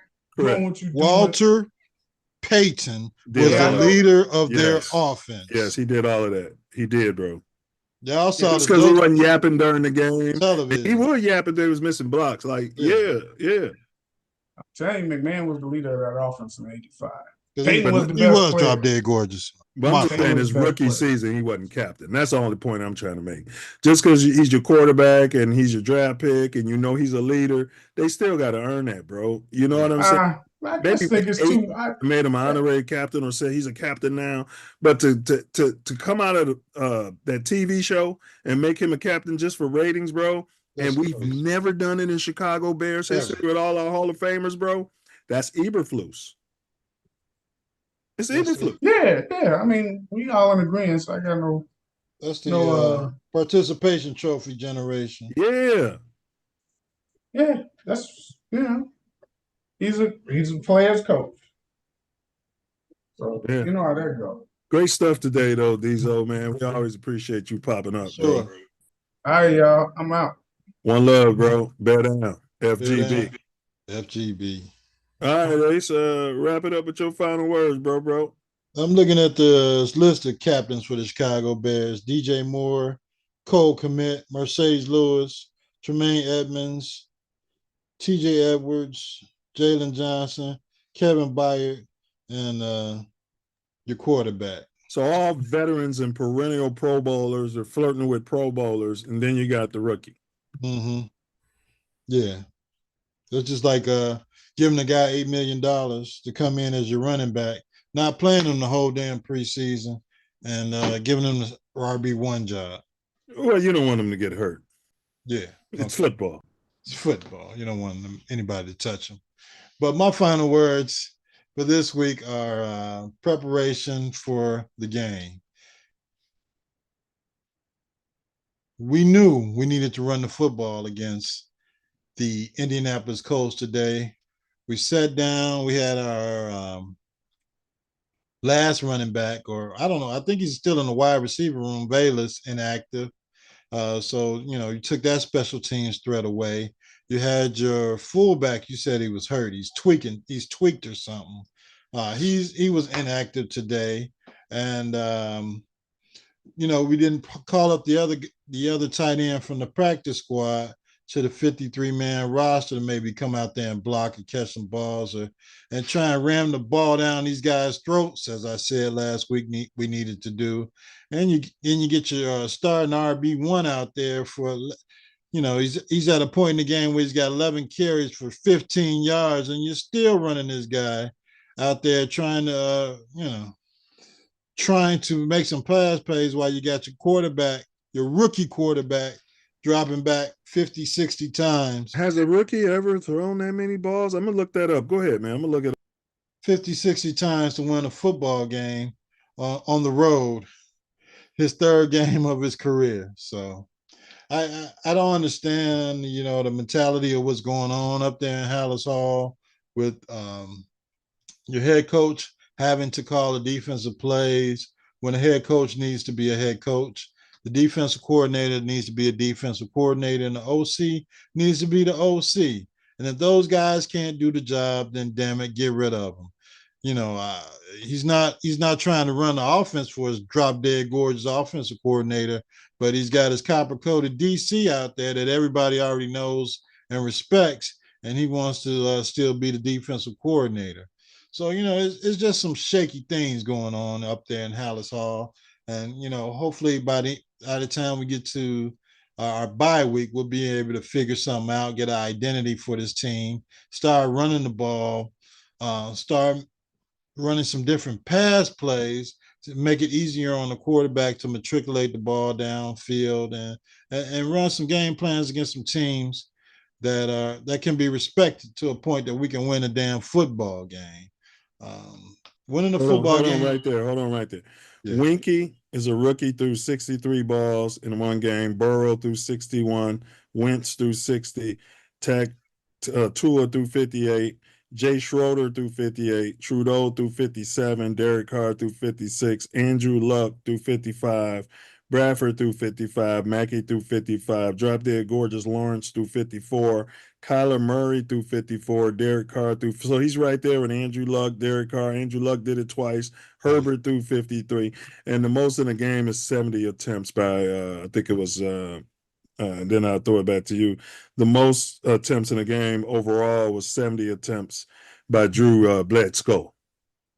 As a rookie or just as a quarterback? That was his overall in the NFL. Oh, okay. We're going to break that record with Caleb Williams this season. Next week against the Los Angeles Rams in Chicago. Stay tuned, America, for a record-breaking week here in Chicago. We're going to have the worst baseball team in the history of baseball by the time we get to the end of this week with 121 losses in a baseball season. And we're also going to have 70 pass attempts by our rookie quarterback to beat the Los Angeles Rams right here on the hallowed halls of Soldier Field, right off Lake Michigan. Oh, we're going to go out there and out McVay. We're going to out McVay. Because, McVay is going to be licking his chops like, oh, man, they got a good defense, but, we're going to get our shots, and this guy's an idiot. So, he's going to out-head coach them, which he's done every time we played them. And McVay runs the ball. Yeah, no matter he's got to run the ball. He's got two hurt wide receivers, next man up, and you got to run the ball if you're in that situation. But anytime we play the Rams, he outcoaches Flus, or whoever the hell the head coach is for the Bears, he outcoaches them. And I don't think this Sunday is going to be any different. Hopefully, we get a special play by our special teams, or even that 69th or 70th pass that Caleb throws is a touchdown to win the game. And that's what I'm counting on. So go Bears. I'm really perturbed at our head coach, offensive coordinator, offensive line coach, running game coordinator. Offensive line played a little bit better today. They had to drop back 50 damn times. And that damn Swift, I think you got to maybe put him RB2 and figure out who's going to be your RB1 and run the damn ball, because the winter's coming. Last day of summer was yesterday. Fall is here and winter's coming here in Chicago, and we don't have a dome yet. So we got to run the football. Our drop dead, not gorgeous quarterback is going to be out there in the winter months with his painted nails. So hopefully he's ready for this. He's not poor and stupid. No, he's not. So that's going to be a problem too. And I don't know how those diamonds feel when the temperature is 20 below. So that's it for me, man. Let's go Bears. Let's figure out something on offense, man. Let's figure out something. Let's figure out something. If your damn head coach doesn't value field goals, maybe the special teams guy got to be the head coach. I mean, something's got to give, but points are too hard to come by, especially this year in the NFL. And if you don't value field goals, what do you value? Because those are part of the game. Of course, you want to score touchdowns, but Justin is gone. We've got another quarterback here, and while he's learning the process of being an NFL quarterback and learn how to win an NFL game, we got to value every point that we can score with this defense we got before they get worn out and start getting injured because they're not on the damn field trying to make up for the mistakes of the offense. So that's my final words. FGB, let's go Bears. Let's see what we do next week against the Rams. I did predict that the Bears will win 2017. We're on the verge of giving up 19 points a game as of right now. And hopefully next week we'll break out and get up to 20 points ourselves so we can finally go home with a victory after our week one luck show against the Tennessee Titans, where the defense and the special teams had to score all the points for us to win a damn game. So bear down, go Bears. And that's my final word on this 9/22/24 edition of Mouthpiece Included. Bear down. I don't know. This guy said, go Bears. I don't think I've seen him done in a while. He'd do that in a while after he took them damn hits. He's doing it, but he's not doing it as he ain't feeling it as much. Yeah. In Houston, he took that hit, them damn hits from Houston, Texas. He wasn't coming out with that bear claw after that damn game. Nah, so bear down. And Sean McVay, the genius, is coming to town. And great final words. He's a genius. Now, as we wrap up this episode of Mouthpiece Included, and this is a bear down edition, all right. Let's reflect on the highs and the lows from weeks 2 and weeks 3. Despite our tough loss in week 2, our Bears showed resilience and made some key adjustments coming into week 3. Caleb Williams' performance continues to be a focal point with both promising moments and areas for improvement, which myself and Ace were saying when we were making our argument for not moving off fields, that we would have to again be going through these growing pains when we have a team that's ready to win now. You run the risk of losing those veterans and those players if they don't start seeing progress. Flus, you can lose the locker room just because those character guys aren't coming out publicly and saying, I don't know what the hell this dummy's doing. Doesn't mean they're not saying that when Poles is talking to him behind your back. So looking ahead to week 4, our Bears face a critical matchup. We got the Rams coming to town. Okay, so we're going to need our defense to step up. We got Caleb gaining more confidence. So we do have a lot to be optimistic about. He was throwing that ball around a whole football field. I think he now knows what he didn't know before the season. We gave them, well, me personally, and even Flus came out there and said, basically, we don't start playing football until week 4, which probably explains why You know, I don't know what I need to know until after week 4. This probably explains why we were 0-4 last season to start the season. Yeah. So our predictions for week 4 hinge on the Bears' ability to continue to protect Caleb like they did today. He's got to protect that football. If you're going to hold my man JF to that fire, he's got to be held to the same standard. At the end of the day, 9 points is 9 points against a team that was giving up over 200 yards of rushing coming in. So we have to be able to capitalize on all the Rams' weaknesses and put together a game plan that involves more running in my mind. So you guys stay tuned out there and be blessed, be safe, you know, as we're going to continue to break down the action and provide our insight on what you'll be seeing in the coming weeks. FGB. Bear the F down. You know what I mean? And don't forget to bring your proverbial mouthpiece out there. Share, subscribe. Yeah. Share, repost, everything. We need that. Yeah, for sure. And you guys remember, you can always pull up. Pull up. Bring your mouthpiece. Don't be scarred. Yeah. All right, y'all. So you find yourself mobbing through South Central LA, might be out in the San Fernando Valley. Damn, it's hot out here. You might be in the Windy City, the second city, which should be first.